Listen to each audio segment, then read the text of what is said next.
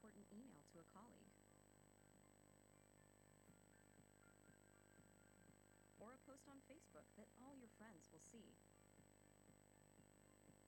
Or a paper for your English class that you just have to get an A on. Or a resume for your dream job. Or a message to your crush on a dating site. The point is,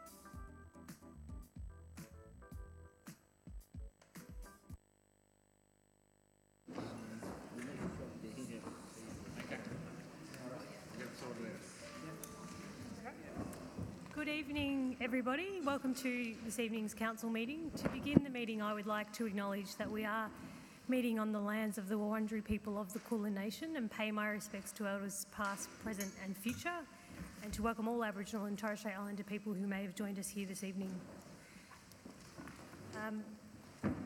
Membership is as listed in the agenda. We have apologies from Councillor Lawrence, who is on an approved leave of absence. Item 3 is disclosures of conflicts of interest. Are there any disclosures, councillors? No? Thank you. Item 4, confirmation of the minutes of council meetings held on the 23rd of July 2018. Happy to move. That's moved by Councillor Williams and seconded by Councillor Greco. All those in favour? Motion is carried. Item 5 is question and submission time. So we have a number of questions that we have received prior to the meeting. So I'll call out your name, and if you're here, you can stand up and read them out. Otherwise, I can read them.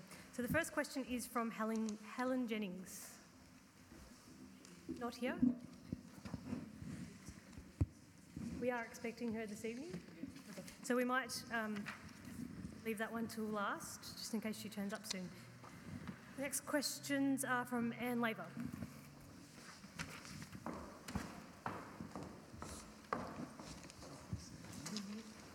Good evening, Mayor and Councillors. Hello, it's Anne Laver from Reed Street in Northcote. Question 1. I note that the governance laws are before Council tonight, and I just wish to say that I've experienced less transparency and a lot of hassles with the local laws of late, and sort of to-ing and fro-ing from the Council about what I can say, what I can't say, and whether it's this word or A, B and C, or if it's this submission or not submission. It's very frustrating. So I would like to ask, will the Council please consult with the community when they are drafted, and please provide a list that is easily obtainable because it's very hard to find on the website, you know that, in plain English, so that the community can know where they stand. Okay. Yep. Can I please ask that? So there, to review and change the local law, there is a statutory process that is required for councils to follow, and that statutory process does require public consultation as a part of that review. If the local law is reviewed, so if the motion goes through this evening, your suggestion that any proposed changes be provided to the community in plain English is very sensible, and so we support that. And we are always very open to receiving feedback, so if you have any direct feedback on the current local law and what's not working for you, then I know that the CEO and the General Manager of Governance are always very happy to hear from you about that at any time. Okay, thank you. Question 2. My question regards item 8.3 of the landfill levy. And I just want to say I fully support the Darebin Council's recommendation to the State Government to return the landfill levy, and I will be writing again to the Minister of the Environment regarding the waste management and recycling. And I'm asking, will the Darebin Council please consider copying the Hume Council in using the form of asphalt called Plastiflat, which is made out of plastic bags and glass bottles. The Darebin Council could likewise seek a tender from them, which is the makers of which is a collaboration between two companies called Downer, Close the Loop, and the Red Group. And I have submitted a link. Yes, I got the link to the Age article. Yep. Yes. So the recent publicity about that road project in the city of Hume is really exciting, and I can confirm that staff are currently looking at a variety of options and products for the use of recycled materials in road construction. So senior staff have met and will continue to meet with the suppliers to discuss the options for Darebin, and they also tell me that they are working to a trial recycled road materials in some areas this financial year. Thank you. I'd like to make a submission regarding 8.1, the Council Action Plan. And I just want to say thank you for the Council to putting together the action plan. However, there are so many items on the list and I'm looking forward to them. I won't list all the ones I'm looking forward to because there's a lot, but I wish to say that I'm anxious that you have set the bar very high, and I hope that you can commit to their completion before the end of the financial year, as many of them are very critical, and I'll be remembering them. So will we. Thank you. I'll now call on Leon Zembekis.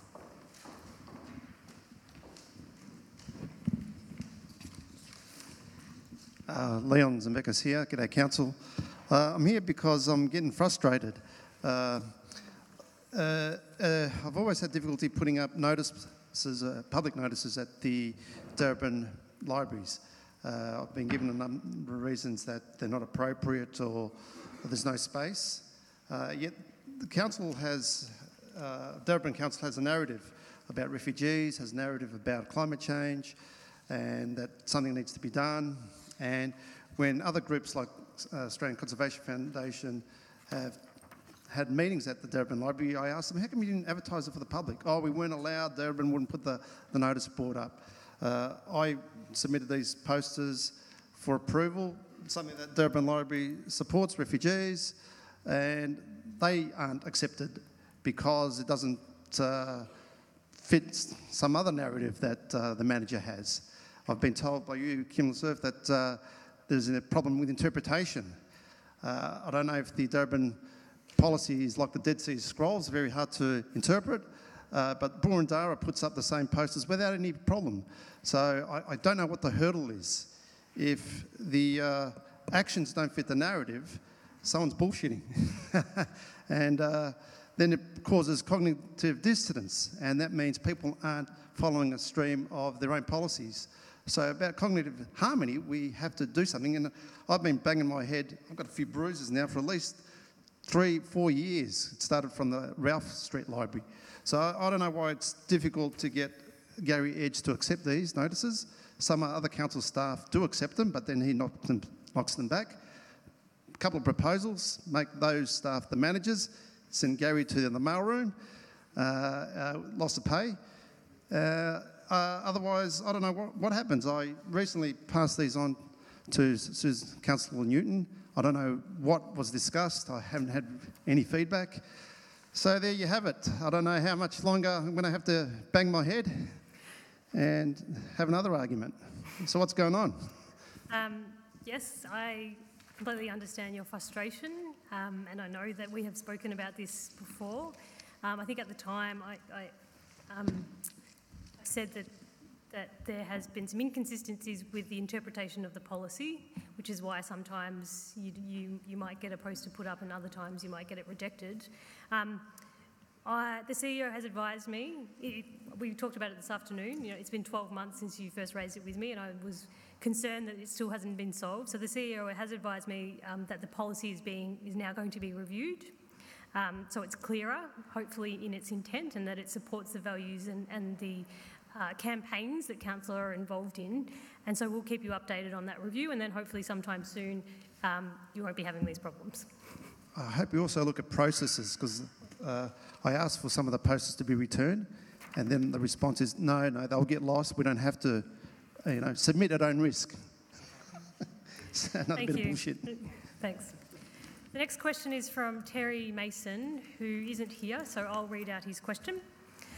Monsanto has recently been levied $289 million following a court case concerning the carcinogenic outcomes of exposure to a worker in the course of their work. The use of glyphosate chemicals such as Roundup by Darebin Council has been raised on several occasions with no definitive response. Question 1, what steps have been taken to find alternatives to chemicals harmful to the environment, staff, members of the public, pets and the waterways? And question 2, what is the anticipated timeframe council plans to accomplish this replacement and ensure the workplace safety of staff? So I'll answer the questions together. Council always endeavours to provide a safe work environment for the public, environment, animals and waterways in the way council provides services through the development of safe work practices and the use of appropriate plant equipment and materials.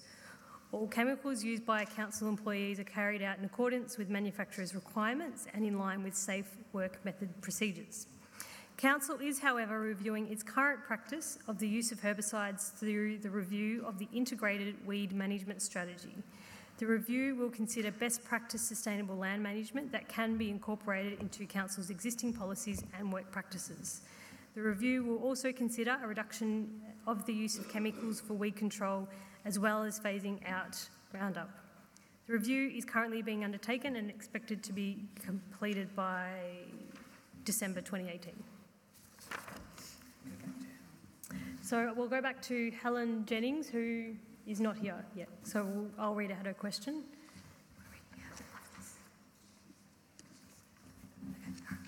So there's a little bit of a context background at the start, so I'll read that first before we get to the questions. Darebin Council has recently rerouted the Northern Pipe Trail bicycle path through G.E. Robinson Reserve. The path previously followed the park path before exiting through a little used laneway. Earlier this year, Darebin conducted a consultation into the Northern Pipe Trail. The results of this consultation were due to be published in April 2018, but have not been published to date. When local residents became aware of plans to reroute the path, attempts were made by residents and park users to engage council, both elected representatives and officers, about this work. Were politely rebuffed. No specific engagement regarding the rerouting was undertaken. As a result of this work, a significant part of this small and very well-used park is now unavailable to local residents for quiet enjoyment. This is at a time when significant housing development in the area makes the need for green space even more important. This is a significant loss of usable public open space to the area. Bicycles can ride through this park extremely quickly, putting other users at risk, particularly children.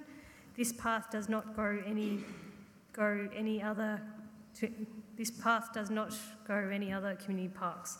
It is a high-speed commuting path designed particularly for commuting cyclists. It is not a gentle shared path. Cyclists using this path can be very aggressive towards other path users. A new and very ugly permanent fence has been erected. This makes it more difficult to access the park from the south and removes the view of the city from the park. The bicycle path now accesses directly onto the road. Visibility is poor, and this is particularly dangerous for children, many of whom use the park to learn how to cycle. Council did not engage or consult any local residents before undertaking this work, and as a result have created an ugly, dangerous facility. Can Council, as a matter of urgency, commit to undertaking a genuine community engagement process and implementing any recommendations focusing on the needs of the local community who use G.E. Robinson Reserve in regards to open space, the development of a master plan to protect G.E. Robinson Reserve for further inappropriate development, the opportunities to reroute the Northern Pipe Trail out of G.E. Robinson Reserve to a more suitable location, and other issues raised as part of the community engagement process? And 2, will the Mayor and Ward Councillors meet with affected community members on site to understand the issues created by this project? So I'll answer the 2 questions together. The recent upgrades to G.E. Robinson Park were undertaken to address a key safety issue where the previous arrangement required walkers and cyclists accessing G.E. Robinson Reserve from Crawley Street to do so via a right-of-way with a blind corner. This was unsafe and was flagged in a safety audit of the path. The new pedestrian fence is required to protect the path users from the steep slope of the west of the path. An assessment has been undertaken of the pedestrian fence, and we are working with Melbourne Water to reduce the extent of the fence at the northern end. The CEO has advised she has asked council officers to arrange a meeting with you to discuss the various alignments for the shared path that were explored and to further discuss the other items that you have raised. In regards to the Northern Pipe Trail Master Plan, this master plan aims to create a plan for the entire shared path, so from Mary Creek all the way through to Reservoir Station, and presents the perfect opportunity to workshop and test other options for the alignment of this part of the shared path. This master plan includes a section of the path in G.E. Robinson Reserve, and Council encourages you to participate in this project or process. A project update will be shared with the community in late September. Okay. That's all the questions that we received prior to the council meeting. So are there any further questions? Chris, do you want to come forward?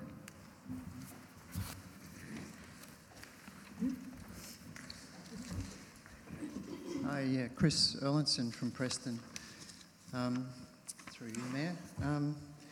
I'm just here to talk about significant trees today, and I believe that Darebin is developing or considering a significant tree register, like other councils, Maribyrnong being the most recent that I have read about. And my question is, can Council please provide a timeline of events to get this underway? And secondly, is Council developing steps to penalise offenders who cut down significant trees well before permits have been applied for? Thank you for your question. In terms of timelines,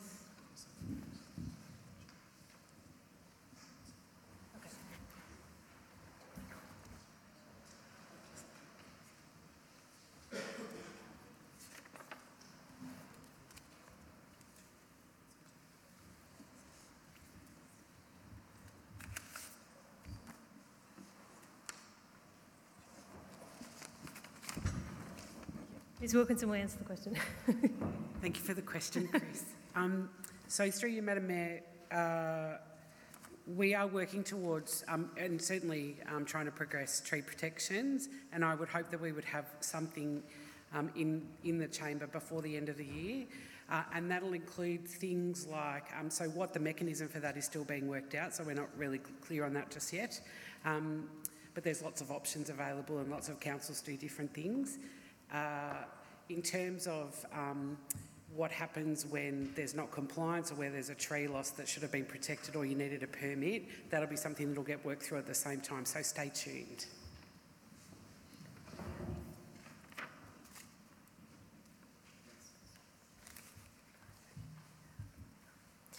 Okay, are there any further questions? Jeff, do you want to come forward? Oh, no, sorry. Oh, I was going with Jeff first.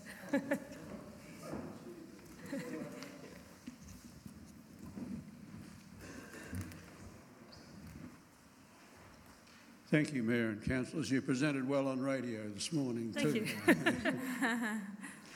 I'm following up on two questions of February the 28th and the 9th of April, and I don't appear to have had replies, but I have had some moving and renovation, and a reply may have come and got put aside by tradesmen. The first one refers to abandoned vehicles, and I gave three examples of those. And in my question tonight, I've listed the three different places again. One of them has now got 4 dumped vehicles, but it is a moving game. A vehicle goes, another one comes, but it's filling the entire yard of 2 properties. If I wanted to build something, I'd have to get a permit, but it seems that we don't have to have a permit to make a dump. Then, so I'd appreciate a follow-up there. I know I had a verbal comment from the Chief Executive. My more important one is the reserve fencing on Story Reserve, and I'd asked whether Council are responsible for part of that. My property is on one side. I've not had a reply there. I understand from the developer of the new property on the alternate side that they did get council contribution. Personally, I'm not too worried about the contribution. I'd like the fence fixed. Yes. And so inspected and determined. What's happened in the last short time is that part of the walkway that connects through to Northern Hay Street is a small walkway. The fence has collapsed. It's now reading out on one side there. So that's dangerous for it. I wonder whether it can be followed up, please, or perhaps Yes. I've missed something. Yes, and I'm sorry if you haven't received those responses yet. The Chief Executive Officer will follow those up. So certainly with the cars, it was followed up, but perhaps obviously the issue is ongoing, so we probably need to go out and have another look at it. With regard to the fencing, we'll take another look at it and to see if we can see what happened to that response. Yes, I'm sorry that you've had to come back and ask again. It might help to jog along the Owners Corporation in my instance too, to get involved and fix it. Yeah, okay. Thank you. Thank you. Thanks.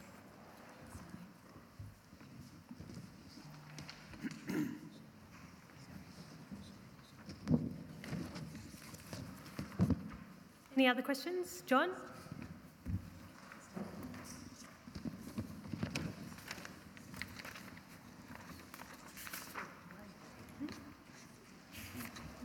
My name is John Nugent. I live in Derby Drive, Epping. I have a total of 5 questions tonight, all small questions. Was that 5 questions? Yes. There's a limit of 2 questions. Well, I'll just submit the other 3 then, okay? Yep, that's fine. All right, I'll just take the first 2. Recently, Madam Mayor, I recently had a discussion with council officers for more seats around number 1 owner, Oval, Donoff Reserve, and the extension to the terracing. Madam Mayor, the council are now being drip-fed for this project. If this project was down south of the city, this master plan would be sufficiently funded and not drip-feed. So I understand that you met with one of the general managers late last week, and so she's explained to me that council has been progressively making improvements at both Donath and Dole reserves based on the master plan that's in place there, which includes tree planting, the creation of a new play space, construction of parts of the path network. This financial year in 2018-19, the works planned a continuation of that work, the implementation of the master plan. We have established a community reference, or there is a community reference group already established who are tasked with prioritising the works for this financial year and in future years. So they're working through the list of works that are needed, that are currently in the master plan, and prioritising them based on what they think needs to go first. The decisions about projects for future years are considered each year by council as part of the budget process, and there is always more good ideas than there are funds, and one of council's job is to make the difficult decision about how we prioritise them each year. So as our General Manager outlined, officers will pass your feedback on to the Community Reference Group so that they can consider that in their deliberations, and you're also welcome to put this in writing so that they can pass it along to them as well. Oh, I intend to do that, Madam Mayor, but tree planting's not the problem. It's just about there's been a pathway done over there 2 years ago and it still hasn't been completed. Now, I thought once you start a job, if you run out of money, you would continue it the following year and so forth. That hasn't been done. So we'll pass that feedback on to the Community Reference Group. Thank you. All right. All right. Next one. Yes, Madam Mayor, this question will do. If council are looking out for ratepayers over the pokies through sporting clubs, why aren't council looking out for children of the city being charged a fee by the Northern Football League to play finals? What's the difference? So I know that I've answered this question. You've asked this question before in the chamber, but I've answered. No, you haven't actually answered it, Madam Mayor. It's just that there's no actual difference. If you're going to look after one lot of people, no one teaches the people to go into a pokey and put their money in the machine. But with I'm happy to answer your question. You've asked your question. I can respond if you like, and I can answer your question again. More than happy to wait for your response. So it's my understanding that representations have been made to the NFNL, and because we are not the decision makers on their behalf, we make representations to them about their fees. It's up to them to decide how much their fees are. So while we have talked to them and encouraged them to make sure that their sport is affordable, at the end of the day, it is their decision to set their fees. And that's obviously based on the costs that they incur in running the league as well. So that's very much a decision that is controlled by the committee or the board of the NFNO. Okay, then, Madam Mayor.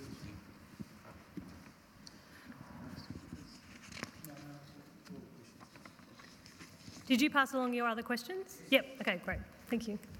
Are there any further questions? Yes, would you like to come forward?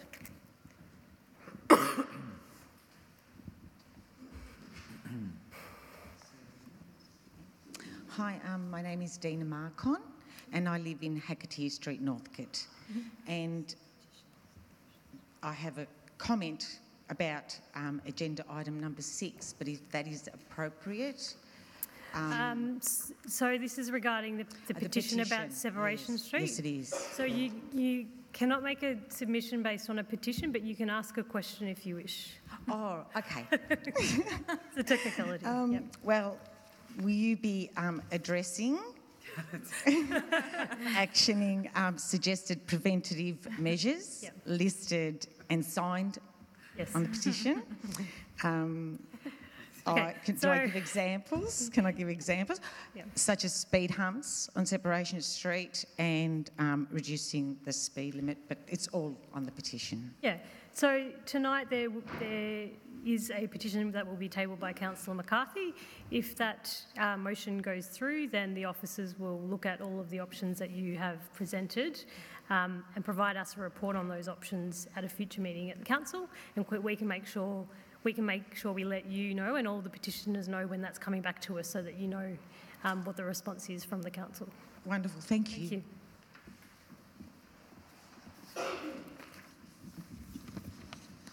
Are there any other questions? No? Thank you, everybody, for your questions this evening. We'll now move on to petitions. Councillor McCarthy. Thank you, Mayor, and it follows naturally to present the petition, which I'll read out for the benefit of councillors. I also have copies if councillors wish to have a read of it as well. The petition reads that the City of Darebin to fix dangerous traffic conditions on Separation Street, Northcote. Excessive speed of traffic and poor traffic management has led to serious collisions and damage to properties on Separation Street, Northcote. In particular, the proximity of Oamaru Road and Hakatea Streets on the north side and Thames Street and Tanner Grove on the south side. This has caused considerable concern among the nearby residents, and the risk of fatality needs to be mitigated. Actions. Traffic calming and accident preventative measures, including but not limited to the following: reduce speed from 50 kilometres to 40 kilometres per hour, additional signage and road markings, introducing a curfew to remove heavy goods vehicles during the night, ban heavy goods vehicles from travelling down Separation Street, enabling the installation of speed humps, and introduce speed/red light cameras in Separation Street and Victoria Road and High Street and Separation Street intersections. The petition has 59 signatures on the version that I have here. I just did a quick count. And I move that the petition be submitted to the Chief Executive Officer for follow-up and action with our officers, with a response back to Council and to the submitters as well. So I'll move that motion. I just would also make the comment to thank the submitters for the time and effort they've gone into putting this petition together, and to give some comfort that I can confirm from some information from officers this afternoon that it is a council-controlled road in this section, and Okay. there has been some previous There's no advocacy, debate, so I'll move that. Thank you. That's moved by Councillor McCarthy, seconded by Councillor Rennie. All those in favour to accept the petition? That motion is carried. Thank you, Councillor McCarthy. Councillor Greco. Yes, Mayor, I have two petitions that I want to table, but before I do that, Mayor, I understand that there are some people here in the gallery that would like to make a submission in relation to the to these petitions. So the advice that I had from officers today is that you can't, which is why I said that the woman previously couldn't make a submission to the petitions. You could ask questions. Is that correct? So you could only ask questions about the petition. Mayor, per the local law. I suppose I'll ask for your indulgence to. Well, I've just rejected one person from speaking to the petition that we've just tabled, so I don't think it's fair if I start to let other people do it. But look, I take it, look, people have come out tonight it's a cold night, they've come out and they would like the council to hear what they have to say. So if we could have some discretion in hearing them, it's only 2 minutes, and so that if we can hear them, even the previous person, and I think it'll go a long way for us to understand what the issues are.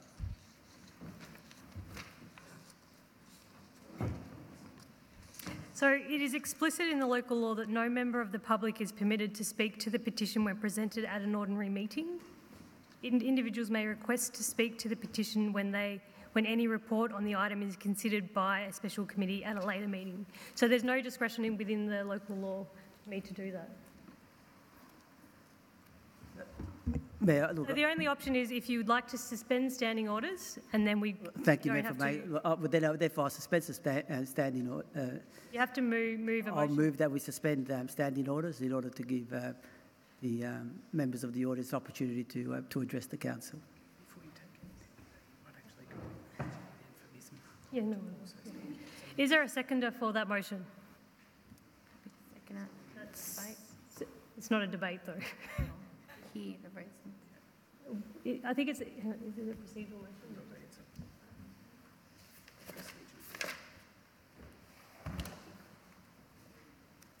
So that's seconded by Councillor Williams. Yeah, you can speak to the motion. I'll speak to the motion. Look, I think if councillors would indulge in order to enable the members of the audience who have come here tonight to put a submission to council in order to give some context to some of these petitions that have been put forward. And it's a cold night. It's difficult for people to get out. They only have 2 minutes of speaking time, I understand, even though that when they are making submissions.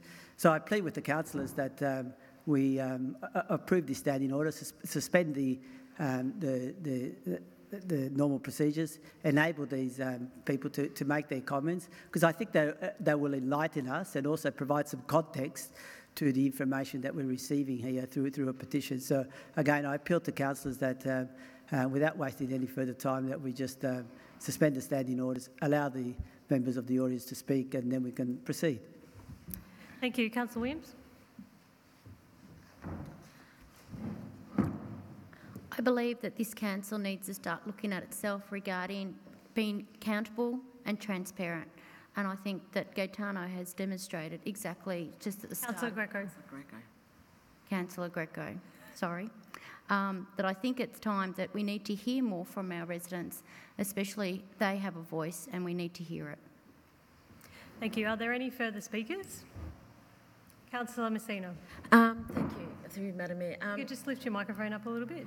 I'm short. Okay. I understand and listen to what Councillor Greco has said, and I agree. But unfortunately, what's taken place is we just said no to another resident who wanted to speak to a petition. So what are we actually doing? We're saying yes to some and no to the others. I think what we should have done is perhaps debated that prior to the resident speaking beforehand. That's what the issue is here. We're saying yes to one and no to the other. So what are we actually saying to our residents? Thank you. Thank you. Are there any further speakers? Councillor Rennie. Thank you. I think this is an unfortunate set of circumstances because residents may have been led to believe that they could come and speak to a petition when it is quite clear in the local law that residents may not speak to a petition. And I think it's incumbent on us as councillors to not lead people astray and create a precedent which bypasses our local law. We will have an opportunity when the local law is reviewed in due course to review this provision and to determine if the provision is unsuitable. But the provision is there in black and white. It has been for some time. This is not something new. And residents have many opportunities, for example, to send us emails, to phone us about petitions, to get in touch with us in other ways. So I very much appreciate the effort and the hard work that goes into organising a petition, and I commend residents who take that important step. We understand how much hard work goes into that petition, and by virtue of the fact that residents have done that hard work, we understand how important these issues are to our community. That doesn't enable us to bypass our local law and what it says. And if people in our community are unhappy with the local law, we would completely ask them to participate in the review process and request that that be changed. But we cannot be suspending standing orders in our meetings every time there is something in the local law that we think is wrong. That's not the way to go about this. I would say that I don't know if there's still a possibility if those residents have a question about the process that they'd be able to ask a question, as we have enabled someone else to ask a question relating to their petition. But The local law is there, and I do think it's incumbent upon us as councillors to make sure that residents are not led astray in their expectations of what will happen if they come to a council meeting when a petition is tabled. Thank you. Councillor Newton. Thank you, Mela Surf. So on this... Could you just lift your microphone up a little bit? Sure. Thank you, Mela Surf. So on this one, we do have a notice of motion later in the evening about exactly the topic of transparency and openness, which includes looking at things like improving transparency and governance around council and planning committee meeting procedures. So for me, good governance is to follow the process that we have and is to follow the local law that we have. And I see the way that we should change that is through the local law process. So I'm with Councillor Rennie on this one. Thanks. Thank you. Are there any further speakers? Councillor McCarthy. Just like to make one point, and I think it's important because it's a relatively new change. In fact, it's only in this council term, in fact, that we've had a provision for people to actually make submissions to council. For the previous however many years, certainly my previous 8 years on the council before this term, there was no provision for people to be able to make a submission to council. There was only the option to ask a question. And the only time you could make a submission is during what's called a hearing of submissions committee. I'm fully in support of opening up and creating those opportunities. In fact, I wrote the policy that enabled us to have submissions made at council meetings. But I would support what Councillor Rennie has said, which is that it is really important when councillors are liaising with residents in the lead up to a council meeting on these sorts of issues to provide correct information. And so in the matter of consistency, I would really encourage councillors to think about maintaining consistency, but also with any possible review of the local law to see whether there's room to move on some of these matters. Any further speakers? No. Councillor Greco, right of reply? Thank you. Look, I'll just make a few points just to pick up on some of the issues that councillors have raised. Look, I understand that from what you've said, Mayor, that submissions cannot be made in relation to petitions, but I would have thought that we would have exercised some discretion to have some exception to the rule. We've done that in many other previous situations where we've tried to accommodate as best as we can and to make exceptions and to allow people to speak when perhaps it was not specifically covered by our governance laws for them to give them an opportunity to speak.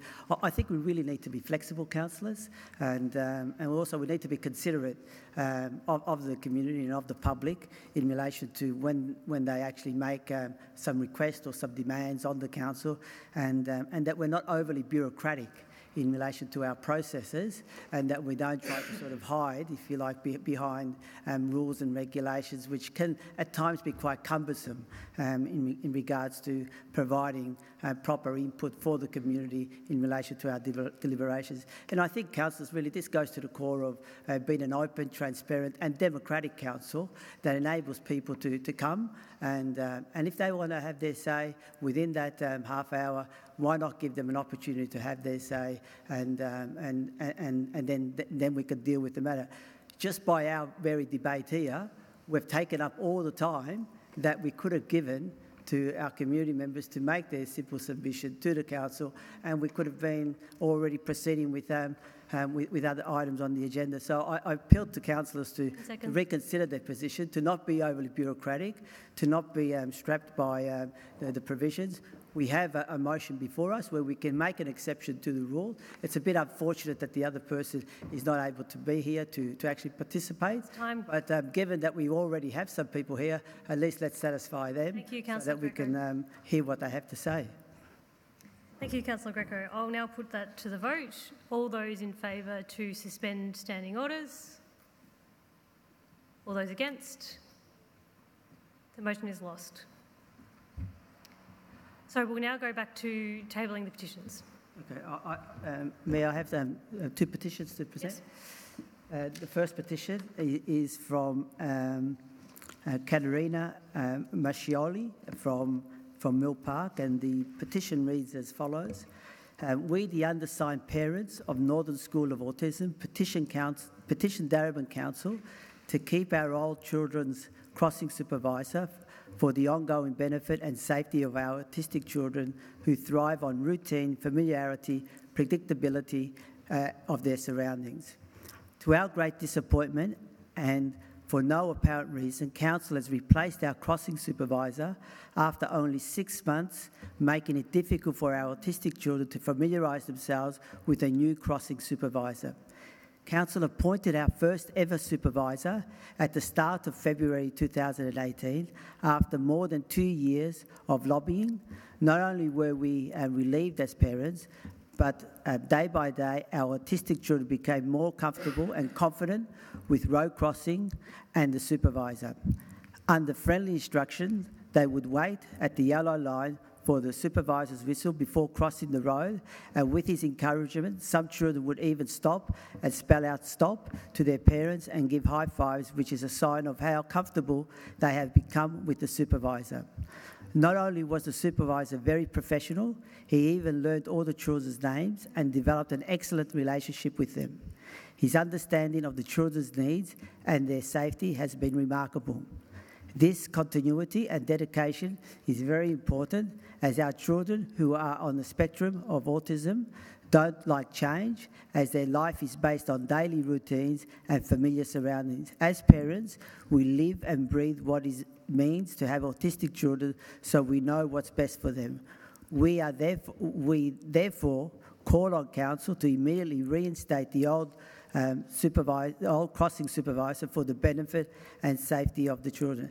It's signed by 13 community members, and also what I'd like to do, Mayor, is that the petition be received by Council, and that the petition be referred to the CEO for consideration and urgent attention.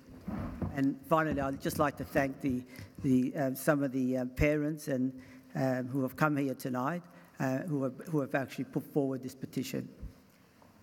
Thank you, Councillor Greco. So that's moved by Councillor Greco and seconded by Councillor Rennie. All those in favour to accept this petition? That motion is carried. Would you like to move now to your second petition? May I have a second petition? This is a petition in regards to the aged care services. It's a petition that we've already received, but I have another 203 signatories to the petition. And for the benefit of the councillors and also for the gallery, I'll read out the petition as we need to. We, the undersigned residents and ratepayers of Darebin, petition Darebin Council to publicly commit to maintaining its current role as a provider of aged care services, including transport, cleaning, personal care, meals, home maintenance and respite care into the future. We urge Council not to abandon its role in providing the above aged care services in view of the federal government's privatisation agenda of aged care services. We are proud that Darebin Council is a long-standing provider of high-quality aged care services and has built a strong and trusted reputation as a preferred provider with elderly residents and their families in the community. In Darebin, 25,534 people, which represents 18.8% of the total population, are aged over 60, and many are receiving or will soon require support services to enable them to remain in their home. We firmly believe that current and future aged community members should continue to have the choice to receive home care services directly from trusted and committed Darebin Council staff. And the petition has been put forward by Robin Vogt. And again, as I mentioned, there are 203 petition signers, and I think this will bring the total up to nearly 1,800 people that have actually signed this petition, if not more. And again, I refer this petition to the CEO for their consideration and attention. So that's moved by Councillor Greco and seconded by Councillor Williams. All those in favour to accept the petition? That motion is carried. Are there any other petitions? No? Item 7 is urgent business. Is there any urgent business? No? Okay, item 8, consideration of reports. 8.1 is Council Plan Action Plan 2018-19 and the Strategic Resource Plan 2018 to 2022. Moved by Councillor Messina and seconded by Councillor Rennie. Councillor Messina. Thank you. Through you, Madam Mayor. I would like to move the officer's recommendation. When this council was put together, this is quite odd, speaking to the microphone this way. When this council was put together, we had a council plan. That council plan is divided over a period of 4 years, and what we have in front of us is the action plan. The action plan basically is put together with the resources plan. So the resources plan tells us how we're going to spend the money, and the action plan is what we're going to do during this particular year. I wanted to highlight a few things that which I'm extremely excited by. And the first one, of course, is waste. And we're looking at targeting the reduction to landfill, the actions about recycling and education and the waste recycling, the implementation of the single-use plastic resolution, the integral component of advocacy for the transformation of Australia's national approach to packaging and waste. Goal number 2, the redevelopment of six senior citizen centres to increase our group participation by 5%. The development of the garden plate program at the Bundoora homestead. My long-awaited pull out of the rabbit hat, and that is development of the Central Preston precinct in partnership with the community, working to ensure that the Preston market and its neighbourhood thrive in the community. The development of the Darebin Creative and Cultural Infrastructure Framework. 2 others that I'm extremely ecstatic about, and that is improve the people's perception of safety. Safety above 80% in the community, which includes a review of the graffiti strategy, the gender equity map pilot that Darebin are a part of, and the completion of 12 street art murals across the municipality in hotspots. And to help minimise the disruption caused by development, and we've all seen what that's done in the last few weeks. Our website, and of course the redevelopment of our website. And I can hear a few people in the audience probably will be saying yay, because we do really need to redevelop our website, so I'm happy to move that. Thank you. Thank you. Councillor Rennie. Thank you, Councillor Messina, for that lovely overview of some of the things that we're going to be doing in the next year. I also was really buoyed by reading a few of the great things that are happening, in particular the Octopus School that's happening in Reservoir West, which is going to enable more children to walk safely to school in that area. Significant work that's going on in our open and green spaces and parks. The continuation of some great services we deliver for youth, such as the Decibels Youth Service and immunisation programs for young people. Activities to activate vacant shop fronts in Darebin, and so much more. But I'd also like to draw people's attention to the Strategic Resource Plan, which is the part of all of this that's sometimes overlooked, and yet I think it is such an important piece of work, and really commend it to you all and to our community as a way of understanding how we think about the resources that are required across council to deliver all of these amazing activities that we're going on. So people might be interested to know that we forecast in the year 2018-19 to get rate revenue of $124,809,000. Most of that comes from residential rates, which is about 101 million, with about 21 million coming from commercial rates. But there's also different rates for vacant residential land, vacant business land, and other uses.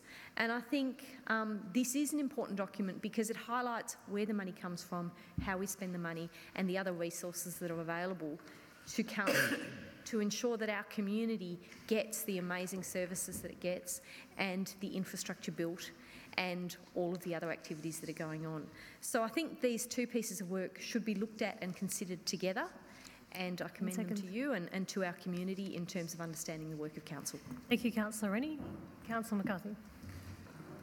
Thank you. I'd support everything the previous 2 councillors have said. I'd just like to pull out a few things, some of which have already been mentioned during question time this evening, and which I think give a real flavour to what this council is about in terms of a well-targeted and well-planned program of works and activities over the next 12 months that contribute to our 4-year goals. So this evening we heard a question around the status of a significant tree rule. I would speak in favour of that, obviously, having pushed for that now for 10 years, and we've finally got a council that's prepared to go that next step and actually make it happen. That's in the plan for the next 12 months to get that underway. We've spoken at length in this chamber about the opportunity to plant more trees, to green our streets and to create greater amenity.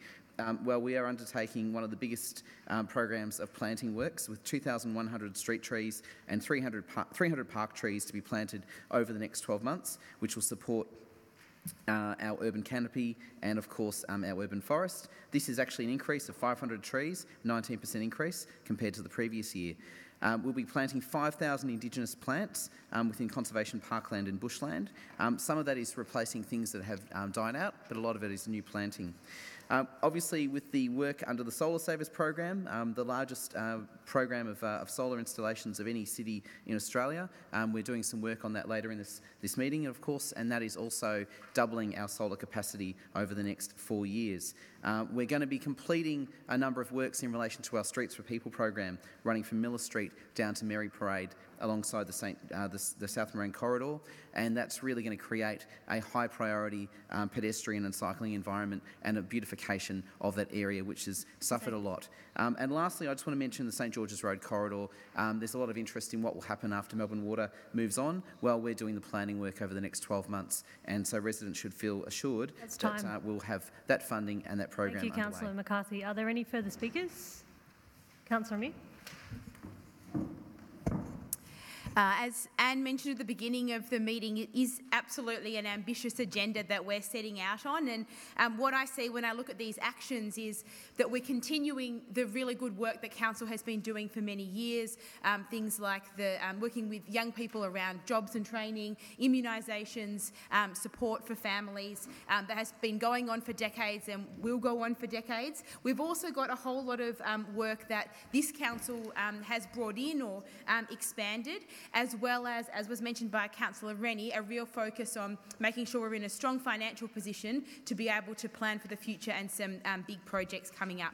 A few of the things that really stand out for me that I'm particularly proud of is the big investment in walking and cycling to make it easier to get around, both in terms of change to the physical infrastructure as well as, I suppose, education and behaviour change programs. Of course, we've banned single-use plastics thanks to Councillor Messina's motion last year on council property, so it's exciting to see that coming into action. Our food waste trial, I'm excited to see the results of that, and I know lots of people in the community have been particularly interested after seeing the recent War on Waste program. During the council budget process, we had a few requests for drinking fountains, so I'm excited to see those in the plan. We've got upgrades to parks, Mayor Park, Penders Park, Edwards Lake, Jonathan Dole and Oakover Road in Preston. We're planting 5,000 Indigenous plants, and we're moving to a new model in how we manage our two major arts venues, the Darebin Arts Centre and Northcote Town Hall, as part of a broader strategy to be able to support a whole arts ecosystem, not just the end of the line people watching shows and seeing, but the whole way through. So congratulations to everyone. I know we worked very hard on putting this together, and so I'm excited to see it happening. Thanks. Thank you, Councillor Amir. Are there any further speakers? No, I'll put that to the vote. All those in favour? Motion is carried. The next item is 8.2, Annual Report on Memorandum of Understanding between Mary Creek Management Committee and Darebin City Council. That's moved by Councillor McCarthy and seconded by Councillor Rennie. Councillor McCarthy. Thank you, Mayor. This is obviously a really important item because we have a very strong and long-term commitment to the Mary Creek Management Committee, and of course both of our creek committees, being the other one being Darebin Creek Management Committee as well. And as part of that commitment, we provide not only officer time and councillor involvement in the governance processes, but we directly fund these organisations. And in this case, this item here essentially confirms the funding arrangements that we have with the Mary Creek Management Committee over the next 12 months, but also stipulates that we will continue to increase funding to the work of the Mary Creek Management Committee per annum in line with the increase in council rates funding, and that's in line with the rates cap. So we make that commitment because we know that as our costs go up, also do the costs of the organisations that we work with. We are not the only council, of course, that provides funding to the Merri Creek Management Committee. The other councils, our neighbouring councils up along the Merri Creek corridor, also contribute, and that's part of the collaboration that we've had in place for a number of years. That early work started right here in Darebin and to our south in Yarra and across the Merri Creek in Moreland, but now we have thriving local groups all the way up the Merri Creek corridor who are essentially the first responders when there is development overflow into the creek, which finds its way down our end. So I'm really pleased that we're continuing to provide our support to Merri Creek Management Committee. I would just point out that the contribution that we make has continued, but we also make contributions not just to the organisational funding, but also to specific projects that the Merri Creek Management Committee and the Friends of Merri Creek bring to us from time to time, and you can see in the report there the range of things that we'll be doing with them over the next 12 months, building on the legacy of work in the past. So my commendations to the Merri Creek Management Committee, and also thanks to the officers who do the detailed work on these reports as well. Thank you. Councillor Rennie? Thank you. I feel very privileged to have had the opportunity to attend a number of Merri Creek Management Committee meetings and to understand more about the work of this fabulous organisation. And I think it's really important to know why we're working through this organisation to achieve great outcomes for Merri Creek. And a lot of it goes to the fact that a creek knows no municipal boundaries. The creek flows from outside the metropolitan area down through the north of Melbourne. So it's great to have a management committee that's in which participate a number of different councils: Mitchell, Hume, Whittlesea, Moreland, Darebin and Yarra, recognising that if we're to get really good outcomes for our creek and for this corridor, we need to be working together. That what we do here in Darebin for that creek catchment will not be enough if pollution is flowing in upstream. That wildlife protection efforts in the city of Hume will not be satisfactory if wildlife is not equally being protected to the north and to the south. And I think that's the wonderful thing about having this management committee, is that it enables us to look at a whole of creek catchment response. And I think the Merri Creek is a truly amazing asset and resource that we're fortunate to have here in Darebin. And ensuring that that's maintained requires the kind of stewardship that comes from working with the Merri Creek Management Committee. Thank you. Are there any further speakers? Councillor Amir. Reading this report, what really struck me was how much time we spent focused specifically on Darebin, and often, I admit, forget about everything beyond. So it was really good to be able to read these reports and be reminded of Merri Creek, both literally and metaphorically, as being the link between councils. As was mentioned by Councillor Rennie, what happens in Whittlesea and Hume affects us here in Darebin, and what happens here in Darebin affects the creek in Yarra, which is true, I think, of much of the work we do across environmental and social services, but with the creek it's just so clear. It's a wonderful reminder. It's not easy to manage a creek. You might think that because we have areas of bushland in Australia that have looked after themselves mostly with minimal human intervention for millions of years, that it might be okay to do its own thing, but not in the case of such a highly densified urban environment. The Merri Creek Management Committee works very hard around tackling litter, tackling pollutants from the street, doing revegetation work, keeping out weeds. And we had the first meeting of the Darebin Nature Trust last week, and that was another reminder about the importance of the remnant vegetation across the municipality and how that interacts with the creek as well. So hopefully we can have greater protection there. It's also really great to see so much community support and commitment in terms of people volunteering and giving up their time and expertise to be supporting the creek, because as has been mentioned, it's very much valued by the community members. From as we heard, the kids at Bell Primary love that creek very much and have told us very seriously that we need to look after it for them. So I feel very confident that that creek is in safe hands. Thanks. Thank you. Are there any further speakers? I'll put that to the vote. All those in favour? Motion is carried. Next item is 8.3, landfill levy. Moved by Councillor Messina and seconded by Councillor McCarthy. Councillor Messina. Thank Thank you. Through you, Madam Mayor, thank you for the report that's been tabled today. I'm happy to move the officer's recommendation and note that withholding the landfill levy, which is what I'd love to do, will result in councils breaching its contract. The landfill levy began in 1992 at about $2.78 a tonne. It now sits at $64.30, I think, a tonne. And I think my perception is that this landfill levy has been established over a period of time, and it's not just about waste. It's also a waste of their resources in terms of putting all this together. I mean, for example, the e-waste ban was supposed to commence the 1st of July 2018. It has now been deferred for a further year, July 2019, yet we don't even know the parameters of where it's going, where it's not going. We have a resource centre out in Reservoir that's severely going to be affected with the e-waste ban, yet our community don't even know anything about the e-waste ban, and this is why the landfill levy was formulated. I'm also looking at Melbourne's population is growing, but so is our waste. And I also want to highlight that Australia, who is a progressive nation, is simply in diapers. And we're talking about disposable diapers because we are not doing anything productively in relation to our waste. We sit around. I sat around at the Waste Forum last week. Just last week I was sitting there in the Marriott Hotel, and we had a few councillors there. We had the Waste Recovery Group. We had the chair of that group there as well. And yet on the table, when I looked at the table, there were lolly wrappers, there were plastic spoons, and there were butters in little plastic containers. And I thought, we're not even getting our own house in order, yet we're expecting the community to change with single-use items, and we can't even do this here at the Waste Reform. So what does that tell our community? It doesn't say that we're not doing anything proactive enough. We're just sitting around talking. I mean, I'm a member of SPAG, and the actions and the implementation plans aren't really formulated that correctly, I think. But anyway, that's my purpose. That's my view.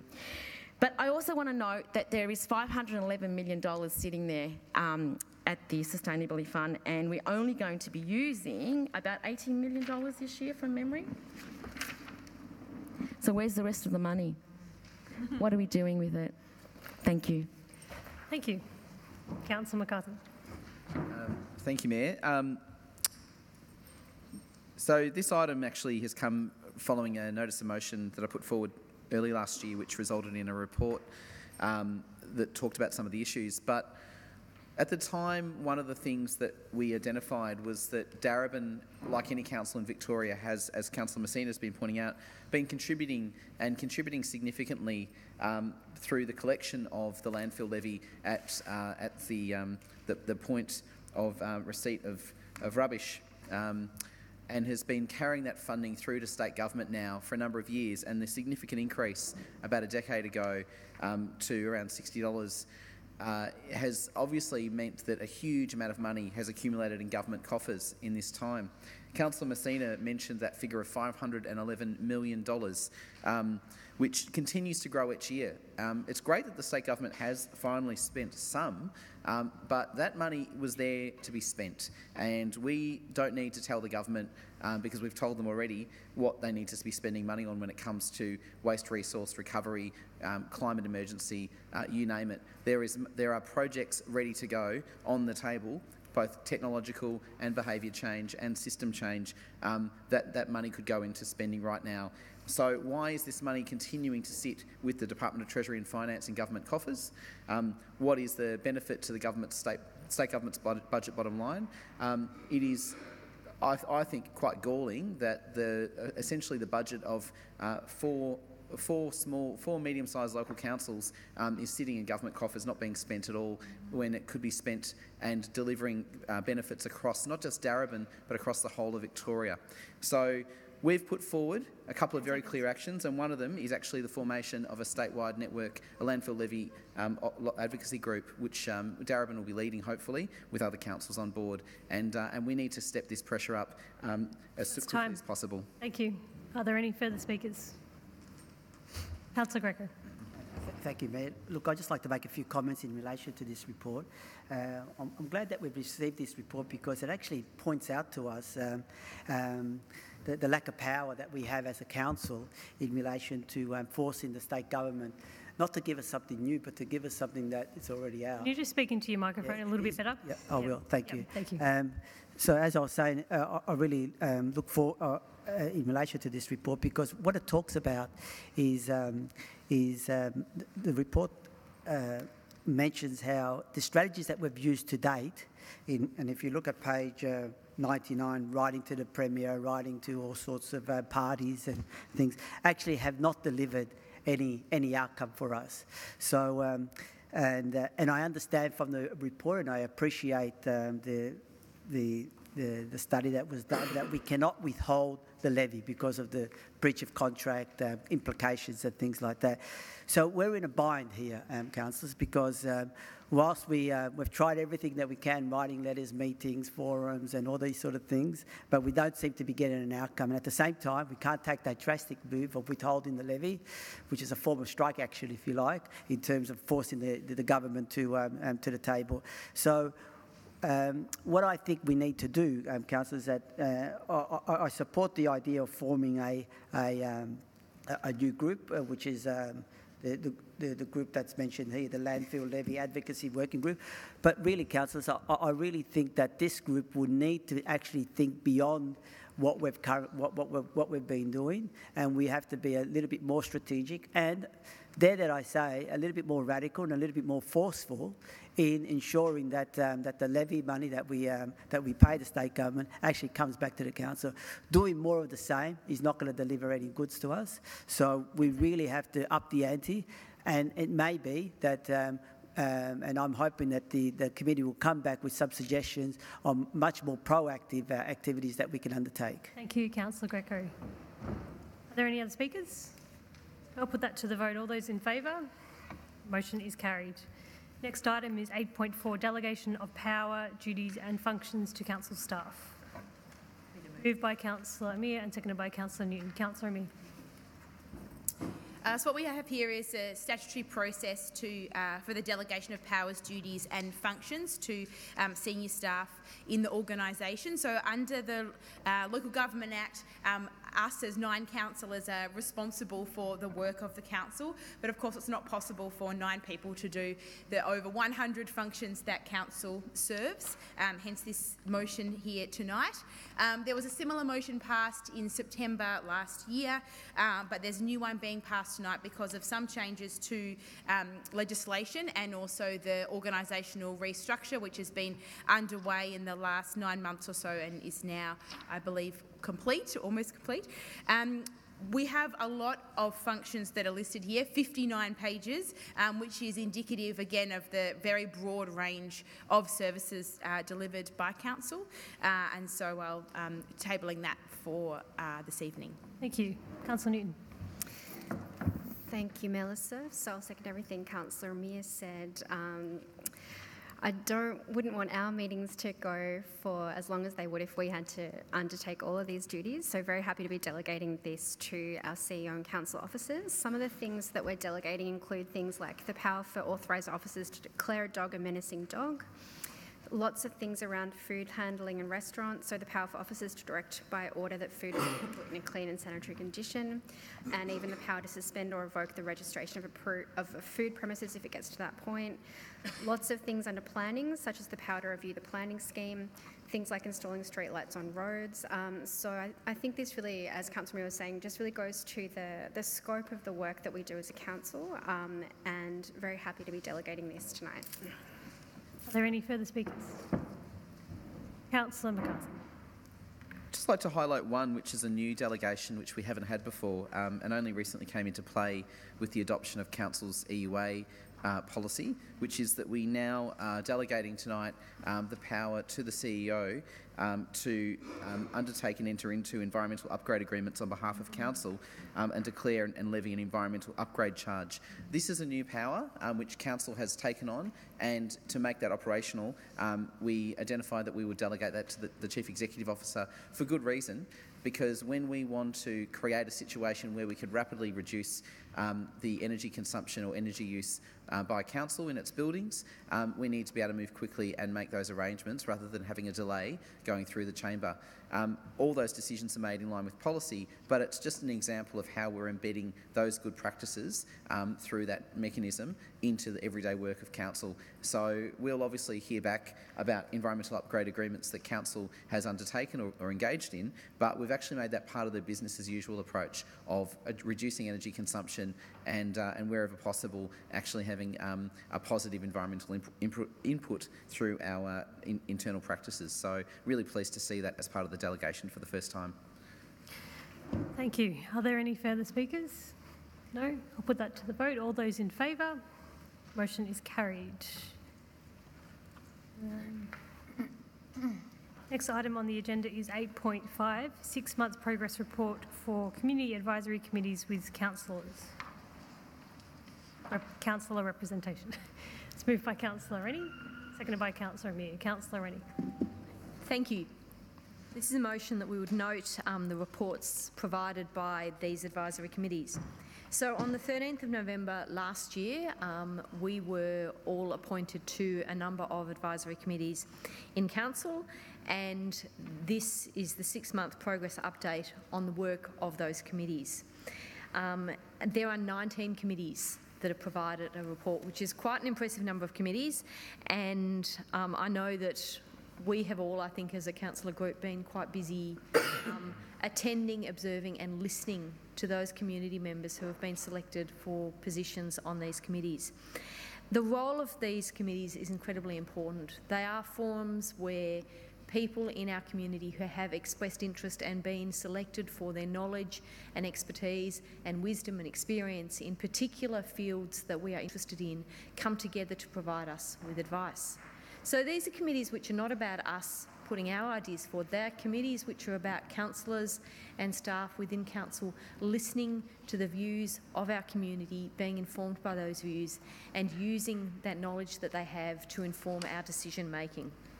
And so I'd particularly like to thank each and every community member who has taken the time to attend these committees for their generosity in participating in this way and coming along to the committees.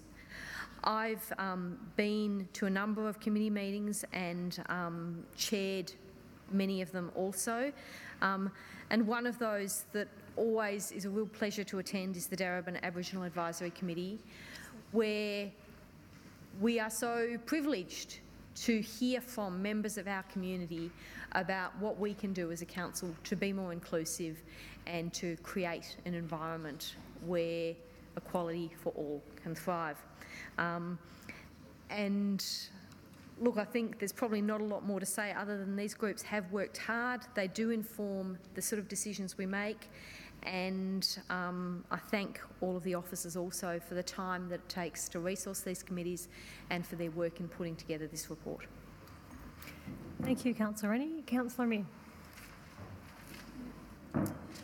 So as you can see in the reports, there's been a lot of work going on in these 19 committees. So what we have here is individual reports for each committee on what they've been working on, the membership of that committee and what the plan is for the coming months. We've been talking a bit over the last year and a half about ways to make these committees as impactful as possible. In all cases, we have people who are experts on the committees who have really strong knowledge or passion or both for the topic area, and I'm keen to continue that conversation about how we can make sure that we make the most of people's time, whether that's around delegating more power to the committee, whether it's about changing the structure to have targeted and time-limited committees that we're starting to have more of now with, for example, Climate Emergency Darebin, Darebin Nature Trust, and the Penders Park and Mayor Park committees. It's also been good seeing other structures we've been using, such as networks and hacks.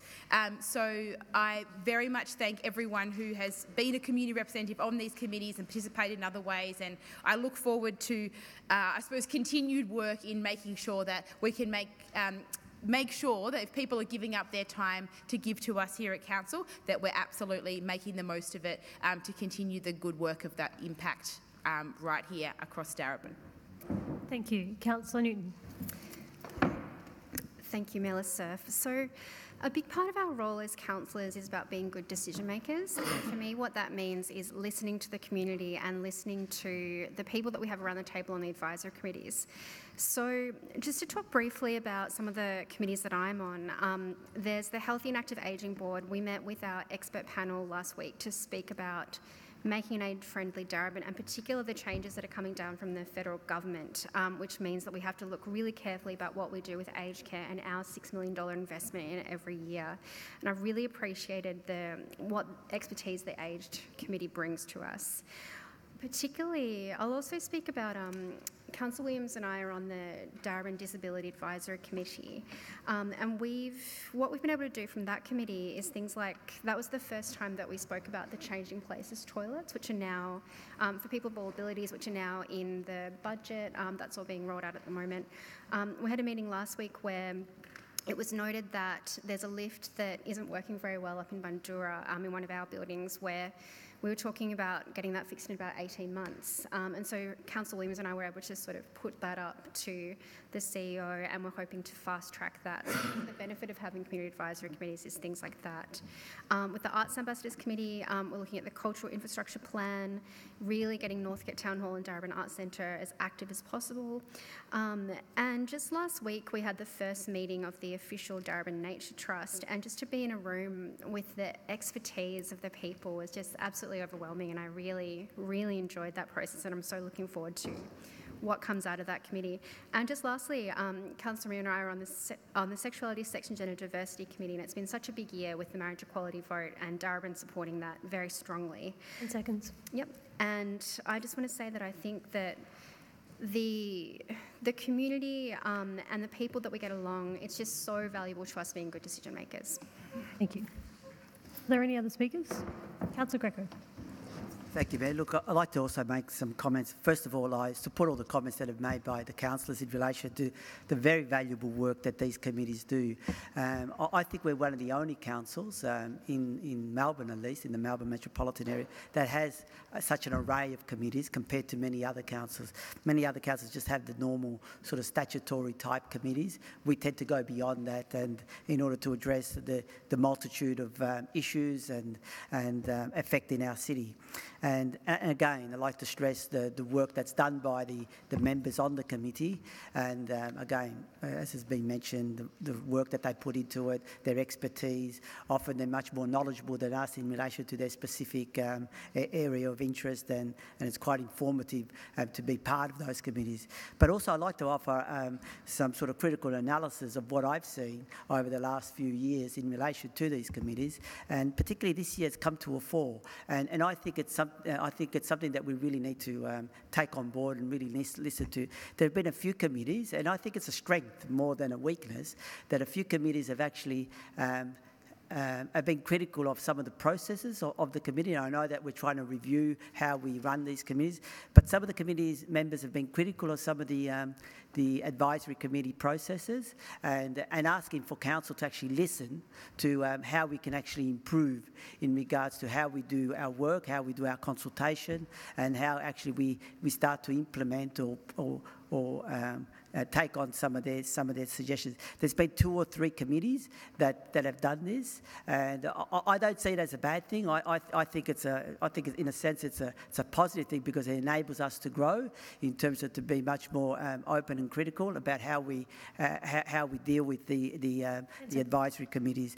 Actually, some committees have actually gone out, and I think it's a great thing, of actually organising activities outside of the advisory committee, or meeting outside of the advisory committee structure, in order to give that greater input, that greater feedback to how we do things. I think we really need to, yep, I'll finish on this. I think we really need to listen to that and see how we can incorporate some of those deficiencies which I believe exist in some of the committee structures to make them more effective. Thank you, Councillor Greco. Are there any further speakers?